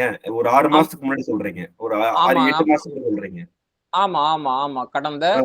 2023 செப்டம்பர்ல அ ஒரு மிகப்பெரிய போராட்டம் நடக்குது. கிட்டத்தட்ட அது அந்த நாட்டினுடைய நிர்வாகத்தையே குறிப்பா சொல்லணும்னா, அரசையே யாரு ஆளப் போறாங்கன்றத தீர்மானிக்கக்கூடிய அளவிலான போராட்டம். அது யுஏடபிள்யூன்னு சொல்லக்கூடிய யுனைட்டட் ஆட்டோ வொர்க்கர்ஸ்ன்னு சொல்லக்கூடிய ஒரு ஒருங்கிணைந்த பார்வையில அந்த போராட்டம் வந்து தொடங்கப்படுது. குறிப்பா சொல்லணும் அப்படின்னு சொன்னா, அது ஆட்டோமொபைல் இண்டஸ்ட்ரி சார்ந்த அ என்ஜினியர்ஸ்லாம் நீங்க சொல்ற மாரி என்ஜினியர்ஸ், தொழிலாளர்கள் எல்லாம் சேர்ந்து தான் போராடுறாங்க. அதுல அவங்க முன்வைத்த முதல் கோரிக்கை அப்படின்றது, இப்ப நம்ம சொல்ற இந்த 8 மணி நேர வேலை. அதுல குறிப்பா சொல்லணும்னா, இந்துஸ்தான் மோட்டார்ஸ், ஸ்டெல்லான்டிஸ்ன்னு சொல்ற இந்த மோட்டார் வகைகள், அந்த மாரியான கார் வகைகள், இவங்க எல்லாரும் சேர்ந்து தான் அங்க வந்து அந்த போராட்டத்த ஒருங்கிணைச்சு பண்றாங்க. இந்த மாதிரியான இடங்கள்ல வேலை செய்யக்கூடிய திரும்பவும் அழுத்தமா சொல்றேன், பொறியாளர்கள் மற்றும் தொழிலாளர்கள். இவங்கலாம் எத்தனை லட்சம் பேர்ன்னு பார்த்தீங்கன்னா, கிட்டத்தட்ட 1,50,000 பேர் வந்து கூடி போராடுறாங்க. இன்னைக்கும் ஜெர்மன்ல இருக்கக்கூடிய ரயில்வே தொழிலாளர்கள் போராடுறாங்க. அவங்களும் ரயில்வே தொழிலாளர் நான் திரும்பவும் சொல்றது தொழிலாளர்கள் இல்ல. தொழிலாளர்கள் மட்டும் அப்படின்ற கணக்குல எடுத்துக்காதீங்க. அங்க இருக்கக்கூடிய அவர்களை மேற்பார்வையாளர் செய்யக்கூடிய அவங்களும் சேர்ந்து தான் போராடுறாங்க. அப்போ உலகம் முழுக்க என்ன நிலைமை அப்படின்னு நம்ம பொதுவா பார்த்தோம்னா, ஒயிட் காலர் ஜாப்ன்னு பார்க்கக்கூடிய அவங்க தன்னுடைய வேலை நேரத்தை கூட்டுவதன் மூலம் தன்னுடைய வாழ்க்கை மேம்படும் அப்படின்னு சொன்னா, ஒரு விஷயத்த நீங்க மறந்துடுறீங்கன்னு அர்த்தம். தன்னுடைய குடும்பத்தோடு நீங்க சம்பாதிக்கிறதே யாருக்காக? கொஞ்ச நாளைக்கு முன்னாடி மனோரமான்னு ஒருத்தவங்க இருந்தாங்க நடிகையில. அவங்கள நீங்க கேள்விப்பட்டிருப்பீங்க. மிகச்சிறந்த அம்மா கேரக்டர்ல நடிக்கக்கூடியவங்க, காமெடி நடிகையும் கூட. அவங்க மிகப்பெரிய மேடையில விருது வாங்கும் பொழுது, நீங்க இந்த மக்களுக்கு என்ன சொல்ல வர்றீங்க அப்படின்னு சொல்லும் பொழுது, அவங்க ஒண்ணு சொல்லியிருப்பாங்க. நான் எல்லாவற்றையும் இழந்து சம்பாதித்தேன். அந்த வார்த்தை ரொம்ப முக்கியமானதுங்க. நான் எல்லாவற்றையும் இழந்து கோடிகளில் சம்பாதித்தேன். ஆனால், நான் சம்பாதித்ததெல்லாம் யாருக்காகன்னு கேள்விப்பட்டிருப்பாங்க. அந்த அம்மா கம்யூனிஸ்ட் கிடையாது. அப்போ அவங்களுடைய கேள்வி என்ன? நீங்க யாருக்காக ஓடி ஓடி உழைக்கிறீங்களோ, அது அவங்களோட நேரத்தை செலவிடுவதும், அவங்களோடு மகிழ்வாக இருப்பதும் தான். அதற்கான நேரம் இருக்குதா? அப்படின்றது தான் முதன்மையான கேள்வியே ஒழிய, கடுமையாக உழைத்து நீங்க ரேங்கிங் வாங்கலாம், உங்களுடைய ப்ரமோஷன் வாங்கலாம். இதெல்லாம் வந்து உங்களுடைய வாழ்க்கையை மேம்படுத்தும் அப்படின்றது அல்ல. வாழ்க்கை என்பது நீங்க ஒரு அ பொதுவா சொல்லணும்னா சமூக விலங்கு. குடும்பம் அப்படின்னு சொன்னாலும் அதுதான். அப்போ குடும்பத்தோடு நாம் வந்து எந்த அளவுக்கு ஒன்றிணைந்து இருக்கிறோம் அப்படின்றது 1. இது முக்கியமான அம்சம். அ தனிப்பட்ட நபர்களாக இருந்து முன்னேறியவர்கள் அப்படின்னு சொல்றது, நீங்க படிக்கிறதுக்கு நேரம் ஒதுக்கி நெறைய நேரம் ஒதுக்கி படிக்கிறீங்க அப்படின்னு சொன்னா, ஒரு விஷயத்த படிச்சு ரேங்கிங் எடுக்கிறதுக்காக பண்றீங்க. ஆனால் வேலை நேரத்துல ரேங்கிங்ன்றது, நீங்க கடுமையா உழைத்து ரேங்கிங் வாங்குறீங்களா? நான் ஒண்ணு சொல்லட்டுங்களா? உங்கள மாரியான இடங்கள்ல அப்ரைசல்ன்னு ஒண்ணு உண்டு. இந்த அப்ரைசல் யாருக்கு குடுக்குவாங்க? யாருக்கு குடுப்பாங்க? யார் அவருக்கு சிம்பிளா சொல்லணும்னா, அமாஞ்சாமி போடுறாரோ அவங்களுக்கு தான் அப்ரைசல் கிடைக்கும். திறமையானவர்களுக்கு பல்வேறு இடங்கள்ல அப்ரைசல் கிடைக்கிறது இல்ல. இது உண்மையான நிலவரம். குறிப்பா ஐடி துறையில வந்து இருக்கு. நான் வேலை பார்த்திருந்த இந்துஸ்தான் யூனிலிவர் நிறுவனத்திலயும் அது வந்து இருக்குது. ஆனா இங்க எல்லாம் என்ன மாதிரி நிலைமை? நீங்க அப்ரைசல் வச்சிருக்கிற அத்தனையும் பாத்தீங்கன்னா, இது உங்களுக்கு பதவி உயர்வு குடுக்கறதுக்காக தான் அப்ரைசல். எவாலுவேஷன் போடுறாங்க இல்லைங்களா? இதெல்லாம் எதுல இருந்து? ஒர்க் எவாலுவேஷன் சொல்லி போடுவாங்க. இதெல்லாம் எதுல இருந்து நடக்குது? நான் நான் நான் அப்ப இன்னும் குறிப்பா அந்த கேள்வி சுருக்கிறேன். அப்ப உழைச்சா முன்னேறலான்றது மித்தா? அது அப்படி பயிற்றுவிக்கப்படுகிறாங்க தோழர். அதுதான் முக்கியமானது. அதாவது மித்துன்றதெல்லாம் தாண்டி உழைச்சா முன்னேறலாம்னு சொல்லி ஒரு சிலரை காட்டி ரொம்ப கடுமையா உழைச்சு முன்னேற முடியாம சிக்கி தவிக்கிறவங்களாம் நம்ம கண்ணுக்கு முன்னாடி மறைச்சிடுறாங்க. அதுதான் உண்மை, யதார்த்த உண்மை. கடுமையா உழைக்கிறவங்க நம் கண் முன்னாடி பல்வேறு பேர் இன்னும் நீங்க அதானி பெட்ரோல் போட்டது அம்பானி பெட்ரோல் பங்க்ல வேலை செஞ்சவர்னு ஒரு கதை சொல்லுவாங்க. அது பெரிய வரலாறும் புத்தகமும் போட்டிருக்கிறாங்க. அம்பானி எப்படி முன்னேறினாரு அப்படின்னு சொல்லி. இன்னைக்கும் நீங்க பெட்ரோல் பங்க்ல வேலை செய்யற யாரையாவது அம்பானி மாதிரி வளர்ந்துருக்கிறாங்களான்னு சொல்லுங்க. நான் அதுதான் சொன்னேன். நடைமுறையில உங்க கூட இருக்கிறவங்கள கடுமையா உழைக்கிறாங்க. அவங்கலாம் பெட்ரோல் பங்க்லாம் 12 மணி நேரம் வேலை தான். யார் இப்ப பெட்ரோல் பங்க்ல வேலை செஞ்ச எந்த அம்பானியாவது நீங்க காட்டுங்க பார்ப்போம். ரொம்ப சிம்பிளான கேள்வி. இப்போ அதே போல கடுமையாக வேலை செஞ்சுட்டா வேலை செய்வதன் மூலம் இதெல்லாம் வந்து அப்படி வந்து ஒருத்தரை காட்டி பல்லாயிரம் கணக்கானவர்களை ஏன் பல லட்சம் கணக்கானவர்களை மறைத்து விடுகிறார்கள்ன்றதுதான் உண்மை. அப்படி புரிஞ்சுங்க. அப்ப நான் என் கேள்வி இப்படி கேட்கிறேன். இப்போ நான் 12 மணி நேரம் வேலை செய்யற சூழல்ல தான் இருக்கிறேன். நான் முதல்ல விரும்பி வேலை பார்த்தேன்ற கட்டத்துக்கு பதில் சொல்லிட்டீங்க. விரும்பி வேலை பார்க்குற நீ குடும்பம் முக்கியமா காசு முக்கியமான்னு பாத்துக்கோ அப்போ அப்படின்னு சொல்லி எனக்கு சொல்லியிருக்கீங்கன்னு நான் புரிஞ்சிருக்கிறேன். அப்ப நான் வந்து சரி நான் இப்ப விரும்பி வேலை பார்க்கல, 12 மணி நேரம் வேலை பார்த்தாக வேண்டிய சூழல்ல நான் இருக்கிறேன். நான் வேலை பார்க்கலன்னா பாக்குறதுக்கு ஆள் ரெடியா இருக்கிறாங்க. இப்ப நான் என்ன பண்றது? அதுதான் முதல்ல நீங்க 12 மணி நேரம் வேலை பார்க்கறது என்ன நிலைமை அப்படின்னு சொன்னா, உங்களுடைய கூலி ரொம்ப குறைவாக, அதாவது ரொம்ப வெட்டி சுருக்கப்படும் பொழுது, சமீபத்துல கூட நம்முடைய முகநூல் பக்கத்துல ஒரு தகவல் வந்து சொல்லியிருப்பாங்க. 10 ஆண்டுகளில் ஒரு தொழிலாளியுடைய ஊதியம் வெறும் 216 ரூபாய் உயர்ந்திருக்குது அப்படின்னு சொல்லி. அதே நேரத்தில் வெளியில ஒப்பீட்டு அளவுல பார்க்கும் பொழுது 1100 ரூபாய் அளவுக்கு குறைஞ்சிருக்குது. எப்படி அப்படின்னு சொன்னா, நீங்க சம்பாதிக்கிறீங்க, இன்னொரு பக்கம் விலைவாசி கடுமையாக உயருது. அப்போ கடுமையான விலைவாசி உயர்வை கட்டுப்படுத்த வேண்டியது அரசின் பொறுப்பு. விலைவாசி உயர்வை கட்டுப்படுத்த முடியாம அதுக்கேற்ற வகையில நமக்கு கூலியும் தருவதற்கு அரசு எந்த உத்தரவாதமும் தருவதில்லை. நான் சொல்ல வருது, அது தனியார் நிறுவனமாக இருந்தாலும் எல்லாவற்றையும் ஒரு முறைக்குள்ள கொண்டு வர வேண்டியதுதான் அரசுடைய பொறுப்பு. அந்த வகையில கூலியை நிர்ணயம் செய்வது அப்படின்றதுல இருந்து அவங்க நழுவி போயிடுறாங்க. இப்ப பல இடங்கள்ல அப்படி தனியார் நிறுவனங்கள் கூட என்ன சொல்லுவாங்கன்னா, நாங்க டிஏ கொடுக்குறோம் அப்படின்னு சொல்றாங்க. டிஏ என்பது அரசு நிர்ணயித்த அளவிலோ அப்படிலாம் வந்து எங்கேயுமே கொடுக்கப்படுவதில்லை. அந்த வரையறைக்குள்ள வந்து அவங்க நின்னும் பேசுறது இல்லை. டிஏன்றது அதிலிருந்து பல மடங்கு குறைத்து கொடுக்கப்படுவது அப்படின்றதுதான் பல்வேறு தனியார் நிறுவனங்கள் இருக்குது. அப்போ அவர்களுடைய கூலி மிக சொற்பமான அளவில் வழங்கப்படுவதனுடைய விளைவாக அவர் என்ன கருதுறாரு அப்படின்னு சொன்னா, வேலை நேரத்தை கூட்டுவதன் மூலம் நம்ம இன்னும் சம்பாதிக்கலாம் அப்படின்னு கருதுறாரு. ஒண்ணு. ரெண்டாவது, நீங்க சரியான கூலி வாங்கியிருந்தீங்க அப்படின்னு சொன்னா, இந்த 8 மணி நேர வேலையோட நீங்க வெளியேறுவீங்க. நீங்க 8 மணி நேரம் வேலை செய்வதன் மூலம் இன்னொருத்தருடைய வேலை வாய்ப்பை உத்தரவாதப்படுத்துறீங்க. நீங்க 12 மணி நேரம் வேலை செய்வதன் மூலம் இன்னொருத்தருடைய வேலை வாய்ப்பை நீங்க தட்டி பறிக்கிறீங்க. அப்போ வேலையில்லா திண்டாட்டம் பெருகுவதற்கு தெரிந்தோ தெரியாமலோ நீங்களே ஒரு காரணமா இருக்கிறீங்க அடிப்படையில. இன்னொரு பக்கம் வேலையில வந்து வேலை தேடி அலையக்கூடிய பல்வேறு இளைஞர்கள் நிறைய வந்துகிட்டே இருக்கிறாங்க. அப்போ ரிசர்வ் பட்டாளம் இங்க குறைஞ்சிட்டு கூட வேலை இல்லாம ஒரு ரிசர்வ் பட்டாளம் இங்க வந்து கூட்டிகிட்டே இருக்காங்க. வேலை இல்லாதோர் இந்த எண்ணிக்கை கூட உங்களுடைய சம்பளம் குறைக்கப்படுது. இது ரெண்டும் சமகாலத்தில் நடக்கக்கூடியதா இருக்குது. அதனால நீங்க என்ன பண்றீங்க, உங்க வேலையை தக்க வச்சுக்கிறதுக்காக கூடுதல் வேலை நேரம் செய்யலாம் அப்படின்ற ஒரு முடிவுக்கு வரீங்க. அப்போ இது ஆபத்தானது அப்படின்றதுதான். இந்த 2 வகையில இதை புரிஞ்சுக்கணும் அப்படின்றதுதான் நான் சொல்ல வரேன். அப்போ நான் வேலை பாக்குறதுனாலதான் எனக்கு சம்பளம் கம்மியா கிடைக்குது அப்படி புரிஞ்சுக்கிட்டுங்களா? நான் வந்து 12 மணி நேரம் வேலை பாக்குறேன் அப்படின்னு நினைச்சுக்கிட்டு ஆக்சுவலா 3 ஷிஃப்டா வேலை பார்க்க வேண்டிய 2 ஷிஃப்ட் மட்டும் தான் நான் வேலை பாக்குறேன். ஒரு ஷிஃப்ட்ல நான் வேலை பாக்குறது மூலியமா சம்பளம் கூட கிடைக்குன்னு நினைக்கிறேன். ஆனா நடக்கிறது என்ன நடக்குதுன்னா, ஒரு ஷிஃப்ட்ல 3வது ஷிஃப்ட்ல வேலை செய்ய வேண்டிய ஆட்களுக்கான வேலையை நான் தட்டி பறிச்சு வெளியில நிக்க வைக்கிறதுனால, அவங்களுக்கு காமிச்சா எனக்கான சம்பளத்தை குறைக்கிறாங்க. அதுதான் உண்மை. அததான் நான் இவ்வளவு நேரம் சொன்னதும். இப்போ நான் சரி தொழிலாளர்களுக்கு சில சட்டங்கள் இருக்கிறதா கேள்விப்படுறோம் நாம. இப்ப நாங்க சிவில் இன்ஜினியர்ஸ். நம்ம நண்பர்கள் வந்து ஒரு டிப்ளமோ படிச்சிருக்கிறாங்க, இல்ல வந்து இன்ஜினியரிங் படிச்சிருக்கிறாங்க. சரி சார், எல்லாரோட கேள்விகளுக்கும் அனுமதிக்கிறோம். இன்னும் ஒரு 5 நிமிஷம் மட்டும் எங்களுக்குள்ள சின்ன உரையாடலை முடிச்சிடுறோம். அப்புறம் ஃபாரம் ஓப்பனா இருக்கும். நீங்க கேள்விகள் கேட்கலாம். சரி. நன்றி சார். அப்போ பாருங்க, கேள்வி ஒரு ஃப்ளோல விட்டேன் நானு. என்ன கேட்க வந்தேன்? அதாவது சட்டங்கள் இருக்கிறத பத்தி கேட்க வந்தீங்க.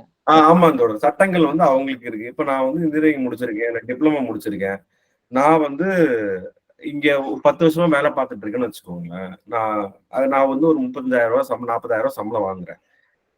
இப்போ எனக்கான சம்பளம் வந்து சரியான சம்பளம் தானான்னு நான் எங்கேயா செக் பண்ணி பார்க்க முடியுமா? அப்ப நான் ஒரு ஒரு பொருள் வாங்குறேன்னா, இன்னொரு பொருளுக்கு வேலைய பார்த்து நான் செக் பண்ணிக்கிற மாரி நான் எப்படி பார்க்குறேன்னா, இந்த கம்பெனில நான் வேலை பார்க்குறேன். அந்த கம்பெனில 2,000 3,000 கூட்டி தராங்க. இப்படிதான் நான் கம்பேர் பண்ணிக்க முடியுது. சட்டத்துல ஏதாவது வழி இருக்குதா? ஒரு சிவில் இன்ஜினியருக்கு வந்து நம்ம வாங்குற சம்பளம் சரியா தான் வாங்குறோம்னு ஏதாவது அட்டவணை ஏதாவது இருக்கா? பொருத்தி பார்த்துக்க முடியுங்களா? இல்ல. எனக்கு ஜென்யூனா சம்பளம் தராங்க அப்படின்னு. அதான் அப்படி பொருத்தி பார்க்க முடியாதுங்க. நீங்க எப்படி பொருத்தி பார்க்கலான்றத நான் ஒரு வகையில சொல்றேன். நீங்க இப்போ ஒரு 40 வயசு நீங்க ஒரு 15 வருஷமா சிவில் இன்ஜினியரா இருக்கிறீங்க. அப்படி எடுத்துக்கங்க. இதே 15 வருஷம் இண்டஸ்ட்ரியில ஒர்க் பண்ண ஒருத்தருக்கு அவருடைய சம்பளம் நீங்க வாங்குற சம்பளம் அளவுக்கு வாங்குறாரு. அவர் வந்து ஐடிஐ படிச்சவரா இருக்கிறாரு. அல்லது வெறுமனே +2 முடிச்சவரா இருக்கிறாரு. குறிப்பா சொல்லணும் அப்படின்னு சொன்னா, இன்னைக்கு அவங்க எப்படி ஒப்பீட்டளவுல பார்க்குறாங்க அப்படின்னு சொன்னா, இப்ப ஒரு வேலையை 5 வருஷம் ஒருத்தர் வேலை செஞ்சிருந்தாலே அவர் வந்து ஸ்கில்டு லேபரா மாறிடுறாரு. அவர் நான் டெக்னிக்கலா இருந்தாலும் கூட டெக்னிக்கல் பீப்புளா மாறிடுறாரு. அந்த வகையில அவருக்கு அந்த வேலையின் மூலமாக அவர் கற்றுக்கொண்டதுல அவர் இன்னும் எந்த அளவுக்கு திறம்பட செய்றாரு அப்படின்றதுல இருந்து தான் அவங்களுடைய கூலி தீர்மானிக்கப்படுது. இப்போ நான் சொல்ல வர்றது நீங்க அப்படின்னா இது தொழிலாளியாவே இருக்கலாமே அப்படின்னு அந்த எண்ணத்துல இருந்து இல்ல. அவ்வளவு சம்பளம் குடுக்குறவங்க இன்னும் கூலி உயர்வு போராட்டம் நடத்துறாங்களா? அதல்ல பிரச்சனை. நான் அதையும் சேர்த்து சொல்ல வேண்டியது இருக்குது. அவர்கள் மிக குறைந்த அளவில் எண்ணிக்கையில வச்சிருக்கிறாங்க. அது முக்கியமானது. இப்போ ஒரு ஒரு ஆலைக்குள்ள 100 தொழிலாளர்கள் தேவை அப்படின்னு சொன்னா, 10 தொழிலாளர்களை நிரந்தர தொழிலாளிகளாக வச்சுக்கிட்டு, அவங்க 12வது முடிச்சிருக்கலாம். அல்லது ஐடிஐ முடிச்சவங்களா இருக்கலாம். அல்லது எனி டிப்ளமோ. இது இப்படி இந்த இந்த கேட்டகரில ஏதோ இருக்கிறாங்க. நான் சொல்றது 100க்கு 10ன்றத தாண்டி, அது 20ஆக கூட இருக்கலாம். 10லிருந்து 20க்குள்ள 15 இருக்கலாம், 18 இருக்கலாம். இவ்வளவு நிரந்தர தொழிலாளர்களை மட்டும் வைத்துக்கொண்டு, மற்ற எல்லாரையும் பார்த்தீங்கன்னா, நீமு, நாப்ஸு, இந்த இந்த மாதிரி ட்ரெய்னி, புரொபஷன் இப்படி அவங்கள வந்து ஒப்பந்த தொழிலாளரை விட கீழாகவும், ஒப்பந்த தொழிலாளர்களாகவும் இந்த 2 வகையில வச்சிருக்கிறாங்க. அப்போ அவங்களுக்கு கொடுக்கப்படக்கூடிய மொத்த கூலியையும் தூக்கி யாருக்கு குடுக்குறாங்க அப்படின்னு சொன்னா, இந்த 15 பேருக்கோ, 10 பேருக்கோ அப்படி வந்து குடுக்குறாங்க. அப்போ அது அவங்கள பொறுத்தவரையிலும் நிர்வாகத்தினுடைய நடைமுறையில எப்படின்னு பார்த்தீங்கன்னா, லேபர் சார்ஜ் அவ்வளோதான். இந்த ஒரு ஒரு தொழிலாளியுடைய கூலி, அது நீங்க எப்படி பிரிச்சு குடுத்துறீங்களோ அத பத்தி எனக்கு கவல இல்ல. ஒரு முதலாளி அவர் வந்து அப்படித்தான் அத கணக்கில் எடுக்கிறாரு. இதுதான். உங்களுடைய கூலி அப்படின்றது இதுவும் அது கிட்டத்தட்ட பொருந்தும். நீங்க இப்ப டெக்னிக்கலா நீங்க வந்து என்ஜினியராக இருந்தாலும் கூட, சிவில் என்ஜினியரோ அல்லது வந்து இன்னும் கெமிக்கல் இன்ஜினியரோ சம்திங் ஏதோ ஒண்ணு. ஒரு டிப்ளமோ கோர்சஸ் இன்னைக்கு நெறைய வந்து போச்சு. இன்னைக்கு டிப்ளமோ கோர்சஸ் பொறுத்தவரையிலும் பார்த்தீங்கன்னா, 1 இயர் கோர்ஸே நெறைய இருக்குது. ஈவன் சிவில் இன்ஜினியரிங் பண்றதோ அல்லது வந்து சர்டிஃபிகேட் கோர்ஸ் தான். மத்தபடி அதுல ஒண்ணுமே இல்ல. அப்ப அவங்கள வந்து உங்களுக்கு என்னப்பா இது ஒரு பேருக்குன்னு நான் வச்சிருக்கிறேன் அப்படின்ற மாதிரி சிலரை அவங்க வந்து இன்னைக்கு யாரும் எக்ஸ்பீரியன்ஸ் இருக்குன்னு எங்கேயுமே கேட்கறது இல்ல. சிலரை அனுபவத்தின் அடிப்படையில நாங்க நியமிச்சுக்கிறோம். அவங்களுக்கு சர்டிஃபிகேட் வேணும்னா நாங்க வாங்கி குடுத்துக்கிறோம். முடிஞ்சு போச்சு. அப்போ அந்த வகையில அவங்க வந்து என்ன பண்றாங்க அப்படின்னு சொன்னா, கம்பேரிட்டிவா வந்து பார்க்கும்பொழுது சம்பளம் வந்து உங்களோட ஜாஸ்தியாவே வாங்குறவர்கள் இன்னைக்கும் இருக்கிறாங்க. அப்படின்றது தான் எதார்த்த நிலைமை. அப்போ சட்டத்தில் இதற்கு இடம் இருக்குதா அப்படின்னு சொன்னா இல்லை. முதல் பாயிண்ட். ஏன் இல்ல அப்படின்னு சொன்னா, தொழிலாளர்களுக்கா வந்து சொல்லப்பட்டதே இன்னும் கிடையாது. குறிப்பா சொல்லணும்னா, ரூ. 340 தான் ஒரு தொழிலாளியுடைய அடிப்படை கூலின்னு சொல்றாங்க. அதனால தான் தொழிற்சங்கங்கள் என்ன சொல்றாங்க அப்படின்னா, தொழிலாளிக்கான கூலிய வந்து முறைப்படுத்து அப்படின்னு சொல்றாங்க. 18,000 சம்பளம், 20,000 சம்பளம் மாசம் வந்து இத உத்தரவாதப்படுத்துங்க அப்படின்னு சொல்ற அந்த கோரிக்கைலாம் அதன் அடிப்படையில வர்றது தான். அப்போ இது கூட இல்லாத நிலைமையில் இருப்பவர்கள் அப்படின்றது தான் எதார்த்த நிலைமை. குறிப்பா என்ஜினியர்களுக்கு அப்படி குறிப்பான சட்டங்கள் இப்படி தரணும் அப்படின்றது இல்லை. ஏன்னா தொழிலாளிக்கு போடப்பட்ட அந்த 340 ரூபாய் என்பதும் பல ஆண்டுகளுக்கு முன்னாடி போடப்பட்டது. கிட்டத்தட்ட எனக்கு தெரிஞ்சு அது வந்து 80கள்ல போடப்பட்டது. நீங்க அப்படி இருந்தாலே புரிஞ்சுக்கிங்க. அப்போ அதுக்கு பிறகு விலைவாசியே உயரலையா அப்படின்னு சொன்னா விலைவாசிலாம் உயர்ந்திருக்குது. அப்போ பல தொழிலாளர்களுக்கு அவங்க எதை சொல்றாங்க அப்படின்னு சொன்னா, இத காரணம் காட்டி தொழிலாளர் சட்டத்துல இருக்கிறத விட நாங்க ஜாஸ்தியா குடுக்குறோம் சம்பளம். 340 ரூபாய் தானே தரணும்னு சொல்லுது. அதை விட நாங்க 480 ரூபாய் தரோம், 500 ரூபாய் தரோம் அப்படின்னு சொல்லும் பொழுது, அவர்களுடைய நிர்ணயிக்கப்பட்ட கூலியை விட அதிகமா தருவதா காட்டுறாங்க. அப்போ நீங்க சட்டத்தின்படி அப்படின்றதுல இருந்து நீங்க பார்க்க முடியாது. இன்னைக்கு நான் வாழ்வதற்கு என்ன தேவைன்றதுதான் நீங்க ரைஸ் பண்ண வேண்டியதா இருக்குது. வாய்ஸ் ரைஸ் பண்ண வேண்டிய அவசியம் இருக்கு.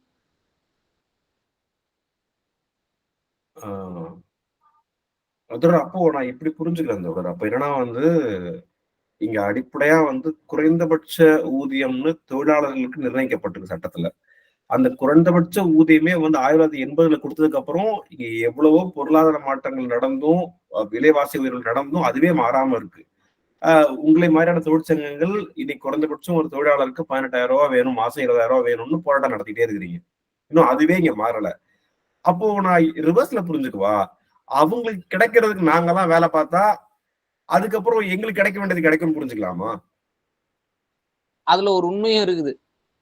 நீங்க அப்படி புரிஞ்சுக்கலாமான்றதை தாண்டி இப்போ எல்லோருக்கும் எல்லாமும் அப்படின்ற அந்த நிலைமை வரும் பொழுது நீங்க இப்போ ரொம்ப சிம்பிளான விஷயங்க. இப்ப இந்த 10 பேரு இருக்கிற நிரந்தர தொழிலாளிகள் ஒப்பந்த தொழிலாளியாக நான் ஏன் போராடணும் அப்படின்னு நினைக்கிறது இருக்கு இல்லைங்களா? இது ஒரு ஏன்னா இந்த நிரந்தர தொழிலாளிகளை வந்து அவங்க சொகுசா வச்சிருப்பாங்க. ஒப்பந்த தொழிலாளிகளை வந்து நிரந்தர தொழிலாளியா இருக்கிறவரே ஒப்பந்த தொழிலாளியா தனக்கு வாய்த்த அடிமையை போல வந்து நடத்துவார். அப்போ இந்த பிரிவினை, இந்த முறை இருக்கு இல்லைங்களா, இதை அவங்க விரும்புறாங்க. அதனால ஒன்றிணைய மறுக்கிறாங்க. அப்போ இதெல்லாம் அவருக்காக என்னைக்கு அவர் இறங்கி வந்து குரல் எழுப்புறாரோ அன்னைக்கு மாறும். அதேதான் இப்ப நீங்களும் இப்படி பார்க்க வேண்டி இருக்குது. இந்த வாய்ஸ் ரைஸ் பண்ணும் பொழுது அவங்க பிரச்சனையை நாங்களும் பேசுறோம் அப்படின்னும் பொழுது உங்களுக்கான குரலாகவும் மாறும். அப்போ குறைஞ்சபட்சம் நம்ம என்ன செய்ய வேண்டி இருக்குதுன்னா, சங்கமாக திரள்வது. நீங்களும் சங்கமா திரளலாம், உங்களுக்கும் அசோசியேஷன் வச்சிருக்கலாம். அதன்படி அதுக்கு பல்வேறு அரசுக்கு கோரிக்கை வைக்க முடியும். அதெல்லாம் நீங்க வந்து தாராளமா செய்யலாம். இன்னைக்கு சங்கம் சேர்வது அப்படின்றது அவசியமானதாகவும் அத்தியாவசியமானதாகவும் மாற்றப்பட்டு கொண்டிருக்கிறது. அதுல ருத்ரன் சொன்னதை மீண்டும் நினைவுபடுத்திக்கலாம். நன்றி தொடர். நம்ம ஏதோ ஒரு புள்ளியில இருந்து வந்தோம். அப்ப கடைசியில நான் என்ன புரிஞ்சுக்கிறேன் அப்படின்னா, இன்னைக்கு லைஃப் வந்து நாம நினைச்ச மாதிரி என்னதான் நம்ம படிச்சு அடிச்சு புடிச்சு ஒரு வேலையை வாங்கி உயிரை கொடுத்து போராடி ஒரு ஒரு ஒரு பொசிஷன்ல வந்து சம்பாதிக்க முயற்சி பண்ணிட்டு இருந்தாலும், ஆனா நாம எதிர்பார்க்கிற பீஸ்ஃபுல்லான ஒரு லைஃப் இருக்கா அப்படின்னா அது இங்க கிடைக்கிறதுக்கு இன்னும் போராட்டமா தான் இருக்கு. பேச்சுலரா இருக்கும்போது அந்த ஒரு 10,000 ரூபாய் வச்சுட்டு நமக்கு எது பத்தாம இருந்ததோ, இன்னைக்கும் தான் அது 10 மடங்கா உயர்ந்தாலுமே அது பத்தாவதா சூழல் தான் இருக்குது. 30,000 வாங்கும் போதும் வாழ்க்கை அப்படிதான் இருந்தது, 50,000 வாங்கும் போது வாழ்க்கை அப்படிதான் இருக்கிற ஒரு சூழலை திருப்பி திருப்பி பார்த்துக்கிட்டே இருக்க முடியுது. அப்போ குடும்பத்தோடு ஆரோக்கியமா நம்ம செலவிடுற நேரம், நம்ம குழந்தைங்களுக்கு நாம பாடம் கத்து கொடுக்கறதுக்கு நாம ஒதுக்கக்கூடிய நேரம், நம்ம மனைவியினுடைய கெரியர் முன்னேற்றத்திற்கு அவங்களுக்காக நாம வழிகாட்டுறதுக்கு செலவு பண்ற நேரம், நமக்குள்ள இருக்கிற கலை, அறிவியல், இந்த இந்த மாதிரி இயற்கை சார்ந்த சூழலியல் ஆர்வங்கள், இதையெல்லாம் வந்து ஆக்கப்பூர்வமா செயல்படுறதுக்கான நேரம் ஒதுக்குறது. இல்ல நாம இந்த மாதிரி ஒரு 10 நண்பரோட சேர்ந்து அறிவியலையும் அனுபவங்களையும் பகிர்ந்துக்கிறதுக்கான இப்ப எதையுமே நாம செய்ய முடியாத ஒரு வாழ்க்கை சூழலுக்குள்ள இன்னைக்கு இருக்கிற வேலை நம்மளை தள்ளிக்கிட்டே இருக்கு. அப்போ இது மாறணும்னா 8 மணி நேரம் வேலை கிடைச்சா மட்டும்தான் நம்ம பேசுற ஒரு மனித வாழ்க்கைக்குள்ளேயே நம்ம போக முடியும் அப்படின்றத நான் புரிஞ்சுக்கிறேன். 8 மணி நேரம் வேலை இருந்தா மட்டும்தான் இன்னொரு 8 மணி நேரம் ஓய்வுன்னு இருக்கும். அந்த 8 மணி நேரம் ஓய்வுன்றது நான் உட்காந்து T20 பாக்குறதுக்கான 8 மணி நேரம் கிடையாது. நான் உட்காந்துட்டு கில்லி படம் பாக்குறதுக்கான 8 மணி நேரம் கிடையாது. நான் அந்த 8 மணி நேரத்தை என் சமூகத்திற்கு மற்ற நண்பர்களோடு சேர்ந்து சமூக முன்னேற்றத்திற்காகவும் மாற்றத்திற்காகவும் ஆக்கப்பூர்வமா என்ன செய்யலாம்னு பேசுறதுக்கு, யோசிக்கிறதுக்கு, செயல்படுறதுக்கான 8 மணி நேரம் தான் 8 மணி நேரம் ஓய்வு. அதுக்குள்ள நான் அதை செய்யும் போதே என் குழந்தைகளுக்கு தேவையானது, என் மனைவிக்கு தேவையானதை செஞ்சிடுறேன். அப்போ 8 மணி நேரம் நான் உழைக்கிறேன். அதுவும் சமூகத்துக்கான உழைப்பு தான். அதனால ஊதியம் பெற்றிருக்கிறேன். இன்னொரு 8 மணி நேரம் ஓய்வுங்கிறது சமூகத்தோட சேர்ந்து கழிக்கிற ஒரு ஓய்வா இருக்கு. அப்புறம் என்னுடைய ஆரோக்கியத்திற்காக ஒரு 8 மணி நேரம் நான் உழைக்கிறேன் அப்படின்ற ஒரு ஒரு ஒரு பிரிவு. அப்போ இந்த 8 மணி நேரம் நான் வேலை செய்யும்போது, இந்த 8 மணி நேரத்துக்கு நியாயமான தேவைக்கு ஏற்ற ஒரு ஊதியத்தை நான் வாங்க வேண்டிய அவசியம் இருக்கு. அப்போ அதுக்கு நான் நண்பர்களோடு சேர்ந்து தான் அதை குரல் எழுப்பி பெற வேண்டிய சூழல் இருக்கிறேன். நான் வந்து ஐடி இன்ஜினியரா இருந்தாலும், ஆட்டோ ஓட்டும் தொழிலாளியாக இருந்தாலும், என்னுடைய தேவைகளை பூர்த்தி செய்வதற்கு நான் சங்கமாக அமைவது தேவையா இருக்கு. இதத்தான் மே 1 எங்களுக்கு சொல்லிக் கொடுக்கிறதா நான் புரிஞ்சுக்கலாமா? 100க்கு 100 நீங்க சொன்னதுதான் உண்மை. நான் ஒரே ஒரு விஷயத்த ஒரு புரிதலுக்காக நான் சொல்றேங்க. அந்த யுனைடெட் ஆட்டோ ஒர்க்கர்ஸ்ன்னு சொன்னேன் தெரியுங்களா? அவங்களுடைய கோரிக்கையில நான் சிலவற்றை மட்டும் நான் உங்களுக்கு ஞாபகப்படுத்துறேன். அதுல நான் வந்து அந்த குறிப்புகள் மட்டும் இப்ப நான் எடுத்திருக்கேன். அவங்க சொன்னதுல என்ன தெரியுங்களா? விலைவாசிக்கு ஏற்ற ஊதியம் இல்லை.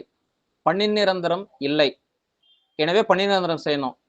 ஊதியம் இப்ப என்ன இருக்குதோ அதை மட்டும் நீங்க வந்து பேசிட்டு இருக்கிறீங்க. ஆனா கூலி வெகு அளவுல குறைக்கப்பட்டிருக்குது. ஏற்றத்தாழ்வு அதிக அளவுல இருக்குது. அதனால் எனக்கு தேவையானதை நான் பெற முடியல. இந்த கோரிக்கைகளை நிறைவேற்றுவது அப்படின்றது தான் இப்போதைய தேவை. அப்படின்றது தான் அவங்களுடைய கோரிக்கை. அந்த அமெரிக்காவில் இருக்கக்கூடிய அந்த நிறுவனங்கள் குறிப்பா சொல்றது. இன்னொரு விஷயம் சொல்லணும்னு பார்த்தீங்கன்னா, அமெரிக்காவில் நம்ம இங்க இந்தியா அளவுலோட ஒப்பிடும் பொழுதோட பல மடங்கு கூலி. ஒரு உதாரணத்துக்கு அங்க 1 மணி நேரத்துக்கு $69. இங்க டாலர்ல பார்க்கும் பொழுது இங்க இங்க $69 மாச சம்பளமே கிடையாது. நீங்க சிம்பிளா சொல்லணும்னா அப்படிதான் புரிஞ்சுக்க வேண்டியது இருக்கும். அந்த மாதிரி நீங்க $69 நான் ரொம்ப இதா சொல்றேன்.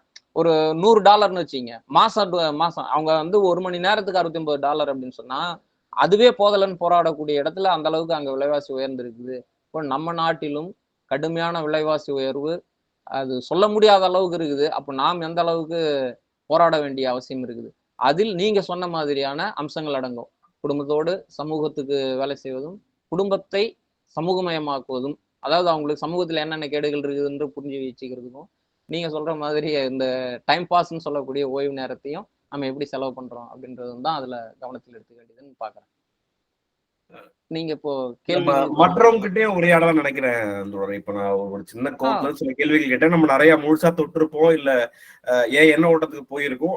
இதுல கூட அவங்களுக்கு இருந்த சந்தேகங்கள் இருந்தா நம்ம அதை பேசிக்கலாம்னு நினைக்கிறேன். நண்பர்கள் நம்ம பேசுற தலைப்பு தொடர்பா இல்ல நீங்க ஏதாவது கேட்கணும்னா நீங்க தாராளமா பேசலாம். தொடர் நம்ம கூட இருக்காங்க. ஸ்ரீதர்ன்ற ஒரு ஹேண்ட் ரைஸ் பண்ணாருங்களே.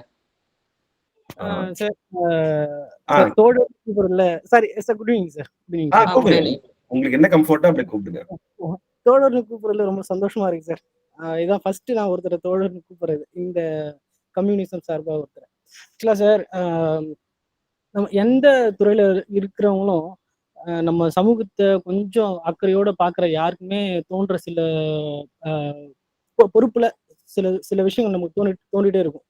அரசியலை பாக்குறவங்களா இருக்கலாம், ஒரு அப்சர்வரா இப்போ ஓட்டளிக்கிற எல்லாருமே அரசியலை பாக்குறதுல நமக்கு ஒரு ஒரு கருத்து தோணும். அந்த மாதிரி நம்மளை சுத்தி வேலை செய்யறவங்க நான் வேற வேற துறையில வேலை செய்யறவங்க எல்லாம் பாக்குறப்போ ஏன் இங்க இப்படி இருக்கு அந்த மாதிரி சில கேள்விகள்லாம் தோணிட்டே இருக்கும். நான் ஒரு 9:30 தான் ஜாயின் பண்ணேன், டிலேவா தான் ஜாயின் பண்ணேன். ஆனா சில விஷயங்கள் டிஸ்கஷன் போயிருக்குமான்னு தெரியல.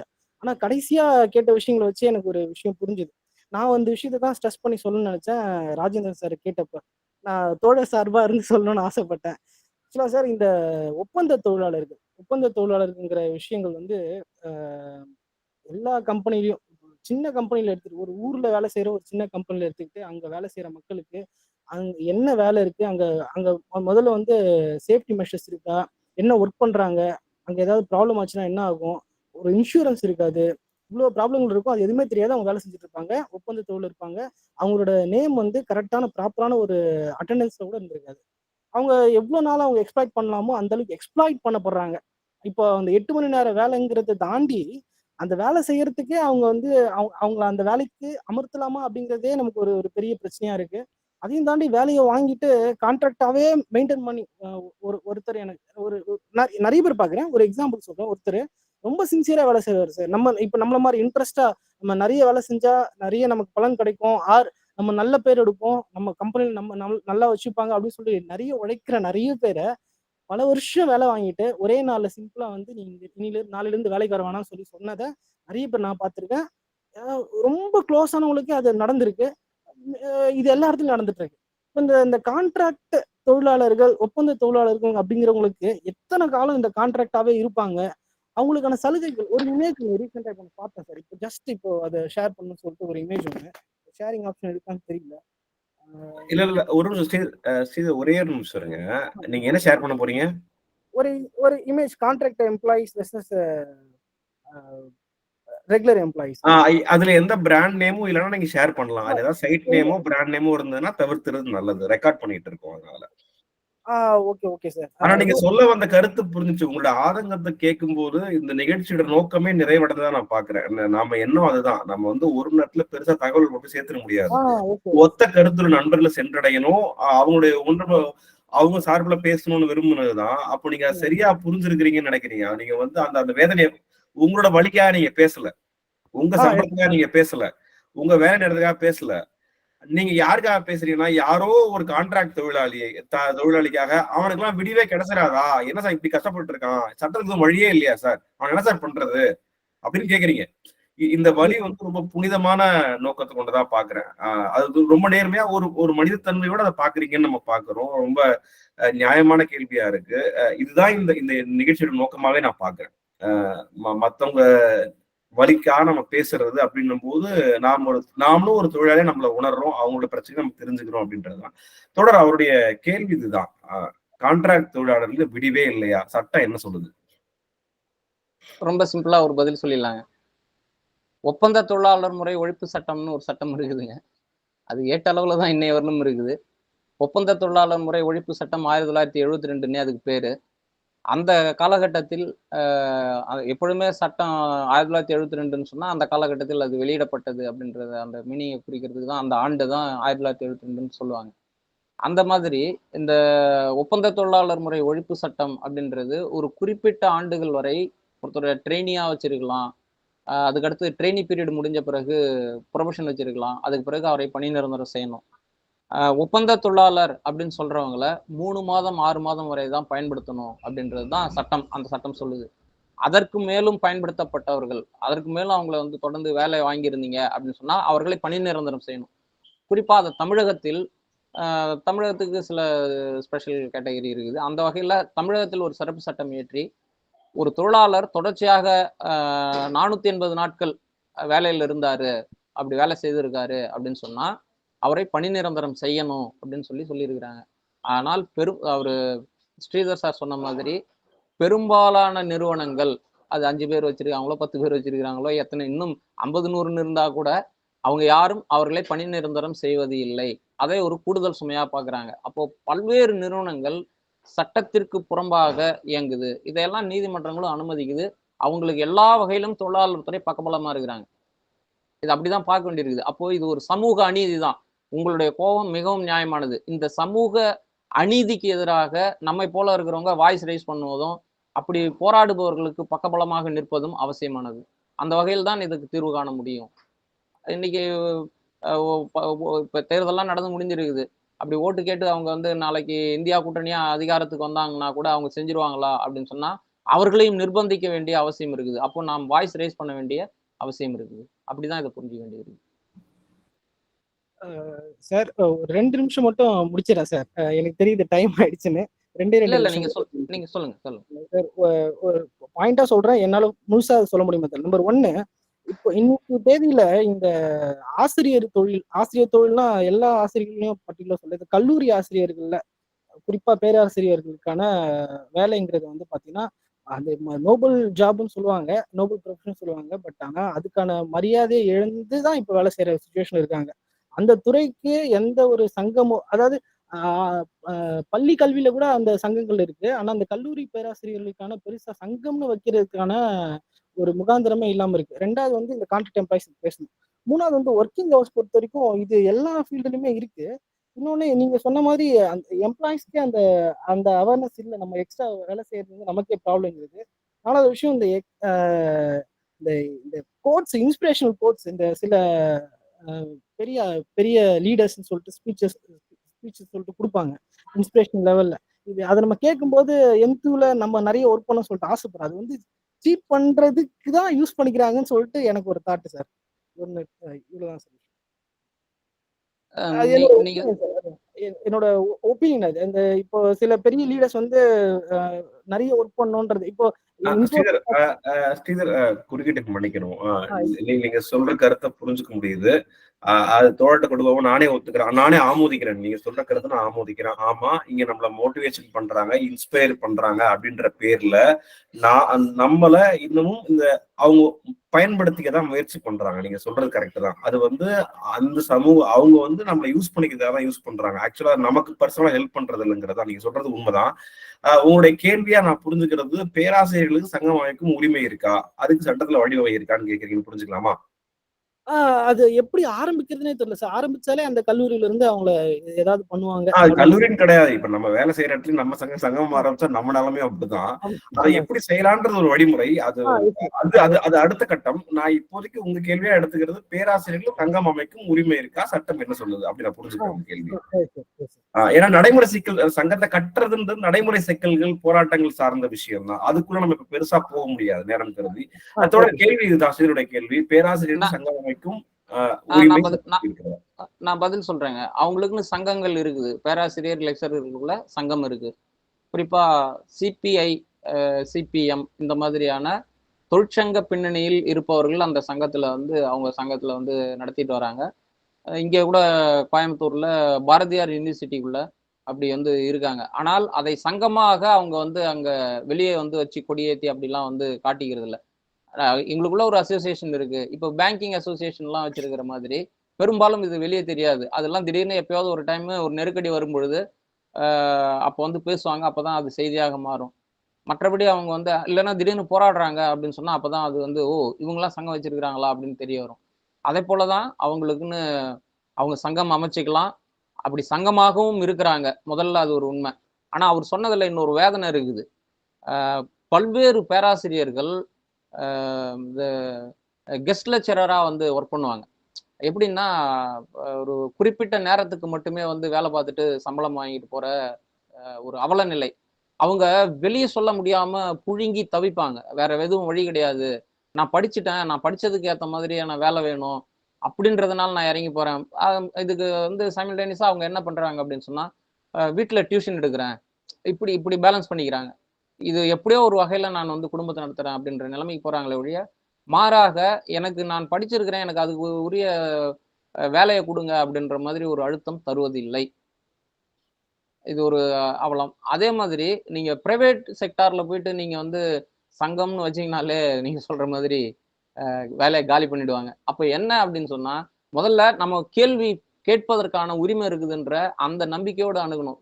சமீபத்துல கூட வந்து ஒரு ஸ்ரீதர் சொன்ன மாதிரி பள்ளி கல்வித்துறையில அவங்களுக்கு சங்கம் இருக்குதுன்னா இருக்குது. உமாமேஸ்வரின்னு ஒருத்தவங்க அப்படி போராடினாங்க, வாய்ஸ் ரைஸ் பண்ணாங்க. அது வந்து அவங்கள வந்து சஸ்பெண்ட் பண்ணாங்க, திரும்ப வந்து அவர் உள்ள எடுத்துக்கிட்டாங்க. அப்போ அந்த மாதிரி வந்து அவங்களுக்கு சங்கம் இருக்குது, அவங்க கொஞ்சம் ஸ்ட்ராங்கா நிக்கிறாங்கன்னா அவங்களால வின் பண்ண முடியும். அதேதான் இப்ப நம்ம பதிலா எடுத்துக்க வேண்டியிருக்கு. பிரைவேட்டாக இருந்தாலும் அது போராடி அடுத்தது நான் இன்னொரு இடத்துக்கு வேலை போனாலும் நான் வந்து விடமாட்டேன் அப்படின்னும் பொழுது நிச்சயமாக வெற்றி பெற முடியும். நான் சொல்றது ஜேபிஆர் மாதிரியான காலேஜையும் அமலோபாம் மாதிரியான பள்ளிகளிலும் கூட நம்மளால வெற்றி பெற முடியும். அந்த எண்ணத்துல நீங்க வந்து உறுதியா இருந்தா. ஸ்ரீதர், உங்க கேள்விக்கு பதில் கிடைச்சதுங்களா? Yes sir, yes sir. நன்றி ஸ்ரீதர். நேரம் கருதி இன்னும் 2 கேள்விகள் எடுத்துக்கலாம் நினைக்கிறேன். அடுத்து அசோக்குமார் நீங்க கேட்கலாம். கேட்கறதுக்கு முன்னாடி ஸ்ரீதர் கேட்டதுனால நான் என்னுடைய சொந்த அனுபவத்தையும் பகிர்ந்துக்கிறேன். இது இந்த இடத்துல முக்கியமா இருக்கும்னு நினைக்கிறேன். என்னுடைய மனைவி ஒரு முன்னாள் பேராசிரியை. அவங்க ஒரு தனியார் கல்லூரி, அரசு தனியார் கல்லூரியில வேலை பார்த்தாங்க. அவங்களுடைய மகப்பேறு காலம் சம்பந்தமா அவங்க வந்து விடுப்பு எடுக்க வேண்டிய சூழல் இருந்தது. அப்போ வந்து என்ன சொன்னாங்கன்னா, ஆமா இவங்க கல்யாணம் பண்ணி புள்ள பெத்துக்குவாங்க, நாம அதுக்கு லீவ் தரணுமா?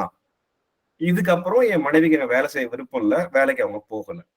ஆனா அந்த வேலைக்கு சேரும்போது அவங்க படிச்சுக்கிட்டு இருந்த 3 டிகிரியோட சர்டிபிகேட்டையும் ஒரிஜினல் வாங்கி வச்சிருந்தாங்க அந்த கல்லூரியில. இப்போ இப்படி கேள்வி கேட்கிற ஒரு நிர்வாகத்துக்கிட்ட வேலை செய்யற என் மனைவிக்கு தயார் கிடையாது. அந்த சுயமரியாதையை விட்டு விட்டு கொடுத்து வேலை செய்யறது அவங்க தயாரா இல்ல. என்னோட சர்டிபிகேட் மொத்தமா அவங்க மாட்டிக்கிச்சு. அப்போ அந்த சர்டிபிகேட்டை மீட்டு நம்ம கிட்ட எனக்கு ஒப்படைச்சது புதிய ஜனநாயக தொழிலாளர் முன்னணி NDLF. அந்த தொழிற்சங்கத்தின் சார்பில் தான் லோகநாதன் தொடர் பேசிட்டு இருக்காரு அப்படின்ற ஒரு பழைய, நான் சொல்றது ஒரு ஒரு 10 வருடத்துக்கு முன்பே ஒரு நினைவே நான் இந்த இடத்துல பகிர்ந்துக்கிறேன். அப்போ சங்கமாக திரள்வது, அமைப்பாக இருப்பதுல தனிப்பட்ட முறையில் பயனடைஞ்சவன்ற இந்த அனுபவத்தை நான் இங்க ஷேர் பண்ணிக்கிறேன். கேள்விகளுக்குள்ள போலாம்னு நினைக்கிறேன். அசோக் ஒரே ஒரு தகவல், கூடுதல் தகவலுங்க. அது நீங்க சொல்ற மாதிரி இப்போ வரை கோவையிலையும் சில பள்ளியிலும் கல்லூரிகளிலும் நம்ம அதை செஞ்சு முடிச்சிருக்கிறோம். சமீபத்திலும் கூட நடந்திருக்கு. ஒரு 6 மந்த் பேக் வந்து நம்ம அந்த மாதிரி சர்டிபிகேட் வாங்கி கொடுத்துருக்கிறோம். அதே மாதிரி தான் நீங்க சொல்றது டிட்டோ, அது அப்படியே இப்பயும் நடந்திருக்குது. அதுக்காக தான்.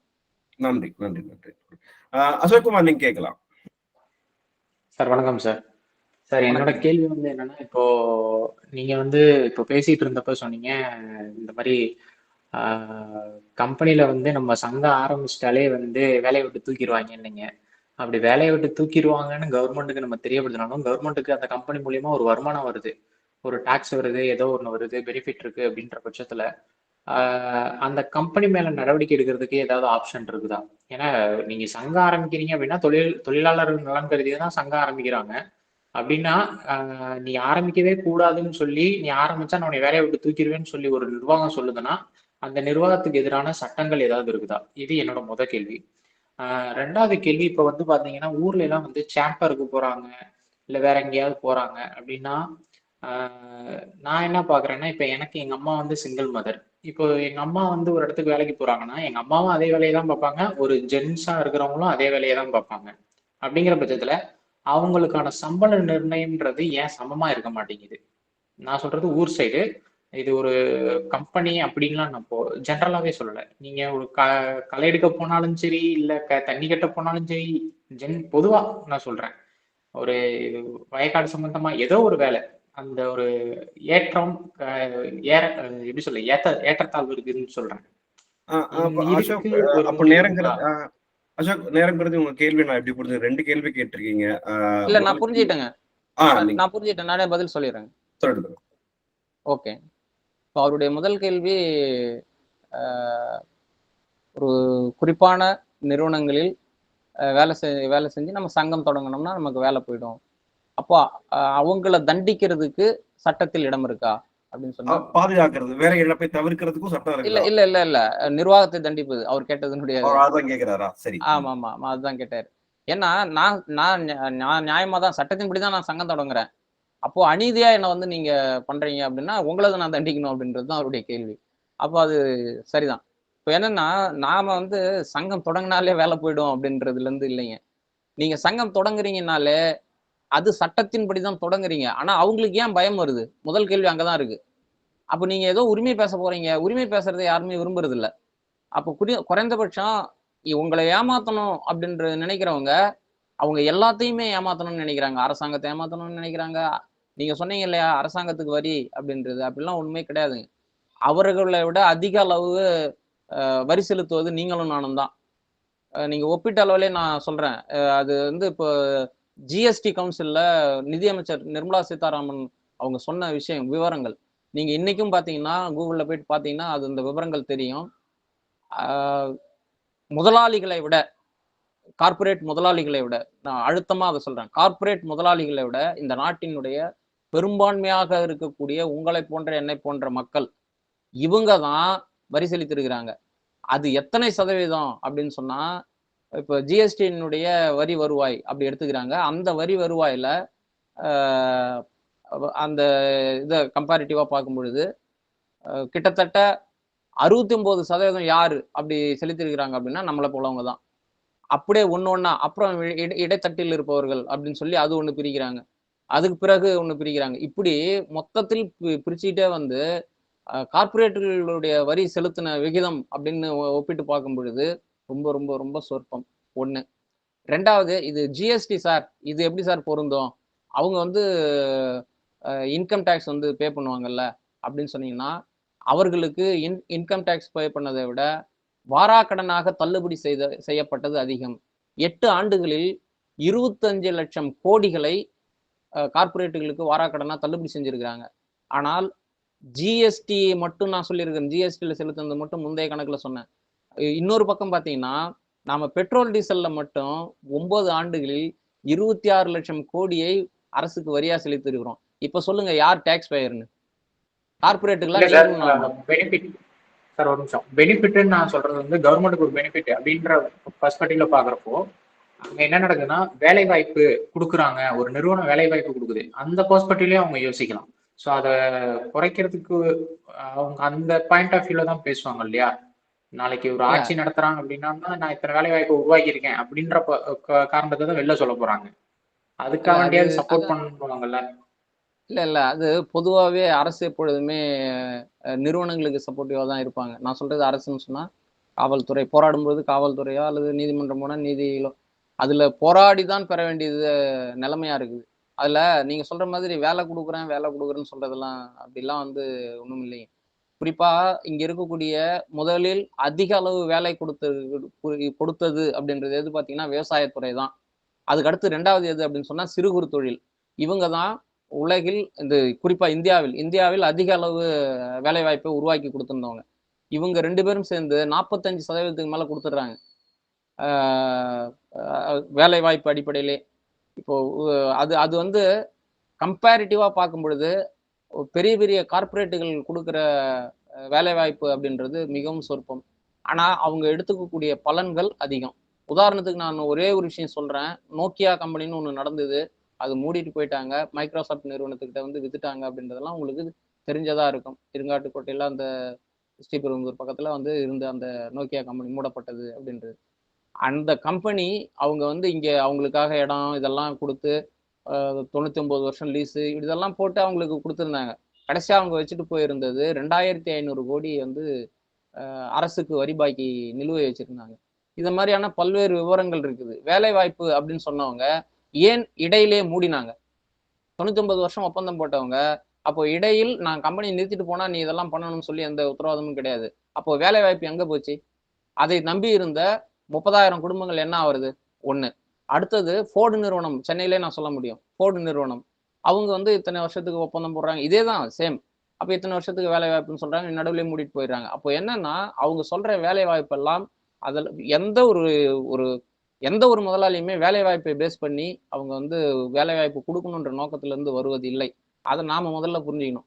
அவங்களுக்கு கம்பேரிட்டிவா உலக அளவுல இந்தியாவில் கூலி கம்மி, வேலை நேரம் அதிகப்படுத்துகிறது அப்படின்றதன் மூலம் இங்க மேன் பவர் இருக்குது. அதெல்லாம் விட குறிப்பானது தமிழகத்தை நோக்கி வருவதற்கான அவசியம் என்னன்றதை நான் சேர்த்து சொல்றேன், புரிஞ்சுங்க. குறிப்பா டெக்னிக்கலா வேலை செய்யறது அப்படின்றது தமிழகத்தில் அதிகம். நீங்க ஈவன் வந்து குஜராத்ல நீங்க போய் வேலை பார்க்குற ஒரு எடுத்துக்கிட்டீங்கன்னா கூட தமிழ்நாட்டுல இருந்து குஜராத்ல போய் வேலை பார்க்குறவங்களுடைய எண்ணிக்கை அதிகம். அது அப்படியே பூத்து குலுங்குது அப்படின்லாம் ஒரு பக்கம் கதை சொல்றாங்க. ஆனா அது உண்மை இல்லை. டெக்னிக்கலி குவாலிஃபைடு யாருன்னு பாத்தீங்கன்னா இங்க இருக்கக்கூடிய குறிப்பா நான் தமிழகத்தில் அதுல வந்து நம்ம பெருமையாவும் சொல்லிக்கலாம், தமிழகத்தில் இருப்பவர்கள் தான் டெக்னிக்கலி குவாலிஃபைடு.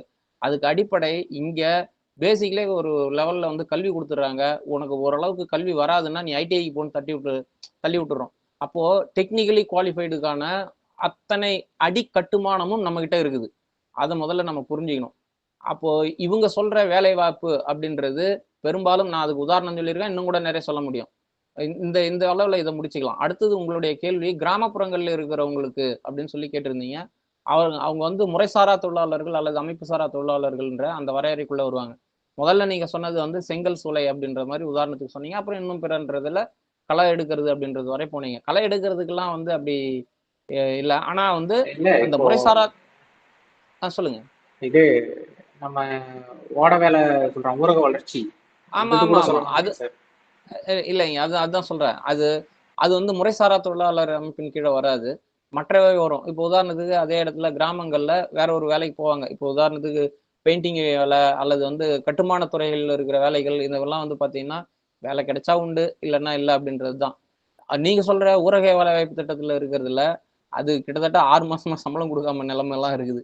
அவங்களுக்கு உட்கார வச்சு வேலை கொடுக்குறாங்கன்றது ஒரு பக்கம் வந்து குறையாக சொல்லி இருந்தாலும் கூட அது இந்த ஏரி வேலை குட்டை வேலை அப்படி இப்படின்லாம் சொல்லிலாம் அந்த வேலைகளை கொடுத்துருந்தாங்க. அது வந்து என்னன்னா அவர்களிடம் வாங்கும் சக்தியை உருவாக்குவதற்காக சில சலுகைகளை தரணும் இதுல ஒரு முக்கியமான அம்சம், நீங்க ரொம்ப அந்த கேள்வி நுட்பமா பார்த்தீங்கன்னா, முதலாளிகள் உற்பத்தி செய்து வச்சிருந்த பொருள வாங்குறதுக்கு வழி இல்லாத அளவுக்கு கூலி நம்மகிட்ட நம்முடைய கூலி குறைக்கப்பட்டிருக்குது. அப்போ முதலாளிகள் உற்பத்தி செய்த பொருளை வாங்க வைக்கணும். அப்போ மணி சுழற்சியை உருவாக்குங்க அப்படின்னு தான் இங்க இருக்கக்கூடிய பொருளாதார அறிஞர்கள் ஆலோசனை சொல்றாங்க அரசுக்கு. அப்ப ஏதோ ஒரு வகையில நீங்க இது அவங்களுக்கு தெரியும். இது உட்கார்ந்துட்டு தான் இருக்கிறாங்கன்னு தெரிஞ்சாலும் கூட, ஏதோ ஒரு வகையில அவங்களுக்கு கூலிய குடு. அப்படின்னா, அந்த சம்பளத்த கொண்டு போய் அவங்க எதையோ செய்வாங்க. அந்த கூலியை கொண்டு போய் எதையோ வாங்குவாங்க. வாங்கும் சக்தி இல்லாத நிலையில் அரசால் கொண்டு வரப்பட்ட திடீர் திட்டம் தான் ஊரக வேலைவாய்ப்பு திட்டம். இதுக்கும் அமைப்பு சாரா தொழிலாளர்களுக்கும் தொடர்பு இல்லை. அமைப்பு சாரா தொழிலாளர்களுக்கு சட்டம் இருக்குது. அவர்கள் உரிமைப்படி கேட்க முடியும். அவர்களுக்கான கூலி நிர்ணயம் என்பதெல்லாம் சட்டம் இருக்குது. அமைப்பு சாரா தொழிலாளர்களுக்கும் சட்டம் இருக்குது. அந்த வகையில நீங்க புரிஞ்சுக்கலாம் அப்படின்னு நான் கருதுறேன். நன்றி சார். நன்றி. தினேஷ், நீங்க அடுத்த கேள்வி நேரம் கருதி 2 விஷயம் தான். தினேஷ், நீங்க உங்க கேள்வியை பதிவு பண்ணலாம். யாராவது ஒருத்தவங்க நிகழ்ச்சியை பத்தி உங்களோட ஃபீட்பேக் கொடுத்தீங்கன்னா, அந்த நிகழ்ச்சியை அடுத்த கட்டமா திருப்பி நடத்தலாமா வேணாமா, சரியா நடத்திருக்கோமா இல்லையா அப்படின்னு நாங்க யோசிக்கிறதுக்கு யூஸ்ஃபுல்லா இருக்கும்னு நினைக்கிறேன். அதனால தினேஷ் உங்க கேள்வியை கேட்கலாம். அடுத்து யாராவது ஒருத்தர் ஃபீட்பேக் சொல்லுங்க, நிகழ்ச்சியை நிறைவு செஞ்சுக்கலாம். சொல்லுங்க தினேஷ். முதல்ல மிகப்பெரிய நன்றி, வணக்கங்கள். அதாவது இந்த இவ்வளவு நாட்களுக்குள்ள பர்மனன்ட் பண்ணணும், ஆனா பண்ண மாட்டாங்க அப்படிங்கிறத அனுபவிச்சு மேல வந்திருக்கோம், மேல வளர்ந்துட்டு இருக்கோம்னு வேணா சொல்லலாம். அப்படி ஒரு நிலையில இப்ப நான் இருக்கேன். இதுக்கப்புறம் எனக்கு கீழே இருக்கிற அவங்களுக்கு இந்த மாதிரியானது நடக்கக்கூடாது. ஆனா என்னால டைரக்டா நான் இப்போ தொழிற்சங்கத்தை என்னால தொடங்கக்கூடிய வாய்ப்பு இல்லை. அப்படி இருந்தும் நான் நேரடியாவே அந்த எனக்கு கீழே இருக்கிறவங்களுக்கு எனக்கு நடந்த அந்த அநீதியோ இல்ல எனக்கு கண்ணுக்கு தெரிஞ்சு அந்த அநீதி நடக்கக்கூடாது அப்படிங்கிறப்ப நான் என்னெல்லாம் கடமை செய்யணும், இல்ல நான் என்னெல்லாம் செஞ்சா இதெல்லாம் நம்ம கொஞ்சம் தடுக்கலாம், இல்ல அவங்களுக்கு தேவையானதையாவது இப்பொழுதைய நிலைமைக்கு அவங்களுக்கு தேவையானதையாவது பெற்றுத்தரலாம் அப்படிங்கிறத என்ன ஹைலைட்டா, அதாவது ஒரு சூப்பர்வைசர் லெவல்லயோ ஒரு மேனேஜர் லெவல்லயோ ஒரு 10 பேர் 20 பேரை வேலை வாங்கக்கூடியவங்க நாங்க என்னெல்லாம் பண்ணணும் அப்படிங்கறத கொஞ்சம் ஹைலைட்டா சொன்னீங்கன்னா நாங்க கடைபிடிக்கிறதுக்கும் கடைபிடிக்க முயற்சி பண்றதுக்கும் ஏதுவா இருக்கும். சரிங்க, ஓகே. நீங்க ஒரு சின்ன அசைவு மேற்கொண்டாலும் உங்களை நிர்வாகம் கண்காணிச்சு, ரொம்ப ரொம்ப சிம்பிள். இதுல உங்களுக்கு உங்க உங்க பொறுப்பிலிருந்து நீங்க செய்வது ரொம்ப சிரமம். அப்போ அவங்களுடைய பிரச்சனைகளை கேட்டு நீங்க குறிப்பானது சொன்னீங்கன்னா இப்படி செய்யலாம் அப்படின்னு சொல்லி ஆலோசனை சொல்ல முடியுமே ஒழிய, சின்ன அசைவு நீங்க தொழிலாளர்களுக்கு ஆதரவா நீங்க நடக்கிறீங்க, உங்க கூடவே அல்லது உங்களுக்கு கீழாக இருக்கிறவங்களுக்கு அவங்களுடைய வாழ்க்கை மேம்பட எதையோ செய்யறீங்க அப்படின்னு சொன்னா, அதை ஒருபோதும் அனுமதிக்க மாட்டாங்க. நாங்க சொல்றதை மட்டும் செய்யுங்க அப்படின்றது தான் உங்களுடைய ஹையர் அபிஷியல்ஸ் சொல்லுவாங்க, அல்லது டாப் மேனேஜ்மெண்ட் சொல்லுவாங்க. அப்போ இங்க தொழிலாளர்களுக்கு ஆதரவாக நீங்க ஒரு நிலைப்பாடு எடுப்பதும் அல்லது மறைமுகமாக உதவி செய்வதும் என்பது ரொம்ப சிக்கலான விஷயம். அதுக்கு வாய்ப்பு 100% குறைவு. அப்போ அப்படிலாம் நேர்மையான அளவுல யாருமே எந்த சப்போர்ட்டுமே பண்றது இல்லையா அப்படின்னு சொன்னா பண்றாங்க. அது எப்படி செய்வாங்க அப்படின்னு சொன்னீங்கன்னா, அவங்களுக்கு நீங்க இந்த மாதிரிலாம் சங்கங்கள் இருக்குது, நீங்க இந்த மாதிரி சங்கத்தை நாடி அவங்களுடைய உதவிக்கு வாங்கிக்கிங்க அப்படின்னு சொல்லி அவர்கள் குறைந்தபட்சம் சரியான சங்கத்தை கைகாட்டுவதோட நிறுத்திக்குவாங்க. எனக்கும் அவங்களுக்கும் தொடர்பு இல்லைன்ற மாதிரி நீங்க நிறுத்திக்கிறது உங்களுக்கு முழுக்க முழுக்க சேஃப். அப்போ தொழிற்சங்க பிரச்சனையாக அது மாறும் பொழுது தொழிற்சங்கம் அதில் தலையிட்டு அவங்களுக்கான ஒரு தீர்வை தேடி தரும். அந்த வகையில் அவங்களுக்கு நீங்க உதவலாமே ஒழிய, நீங்க சின்ன அசைவு இருந்தாலும் உங்களுக்கு ஆபத்தில் தான் போய் முடியும். உங்களுடைய வேலையை அவங்க காலி பண்றதுக்கு பார்ப்பாங்க. அதனால நீங்க செய்ய வேண்டிய ஒரே அம்சம், வேற எதுவும் வழியே இல்லை, தொழிற்சங்கத்தை நீங்க கைகாட்டலாம். இதெல்லாம் சரியான சங்கம், நீங்க அங்க போயிட்டு பாருங்க. உங்களுக்கான உரிமைகள் பற்றி பேசுவதும், உங்களுக்காக வழக்கு நடத்துவதும், அதை விடாப்பிடியாக போராடுவதும் அவங்க செய்வாங்க. அவங்க சொல்றபடி நீங்க செய்யுங்கன்னு சொல்லி கைகாட்டலாம். அதை தவிர வேற எதுவும் வழி இல்லைங்க. நன்றி, நன்றி தோழர். யாராவது நிகழ்ச்சியை பத்தி ஃபீட்பேக் கொடுக்குறீங்களா? யாராவது ஒருத்தவங்க? சார் நான் பேசலாமா சார்? சரி, நீங்க பேசலாம். நீங்க என்ன பேசிருக்கீங்கனால ஒரே நிமிஷம் வெயிட் பண்ணுங்க. நான் பேசாதவங்க கிட்ட மட்டும் கருத்து எடுத்துட்டு உங்ககிட்ட வந்துடுறேன். ஓகேங்க சார். யாராவது ஒருத்தவங்க மத்தவங்க ஆக்சுவல் லைன்ல இருக்கோமா? மணி 10:30 ஆயிருச்சு. சங்கர், தங்கபாண்டி சார், விவேக், சிவகுமார், யாரா இருக்கீங்களா?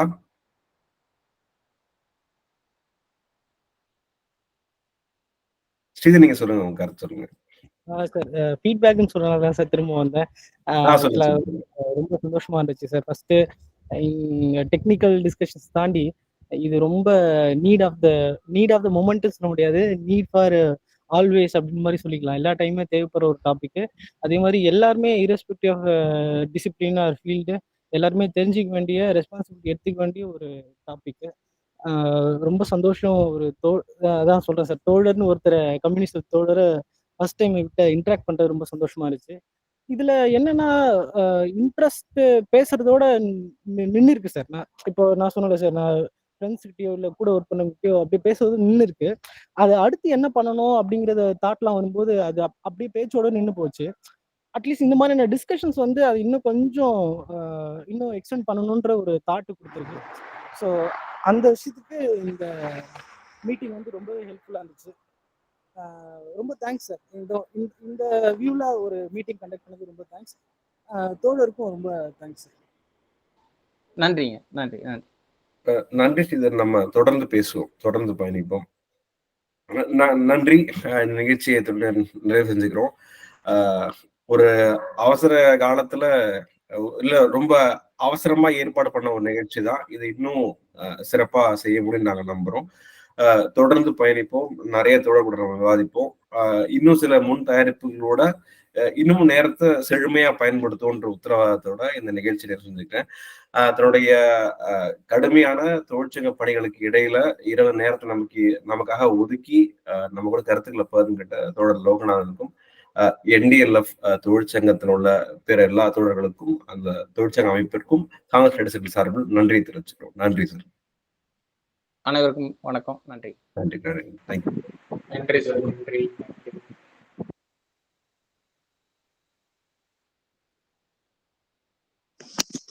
நன்றி தொழிலாளர் தின வாழ்த்துக்கள். தொழிலாளர் தின வாழ்த்துக்கள். நன்றி. நன்றி ஐயா. நன்றி.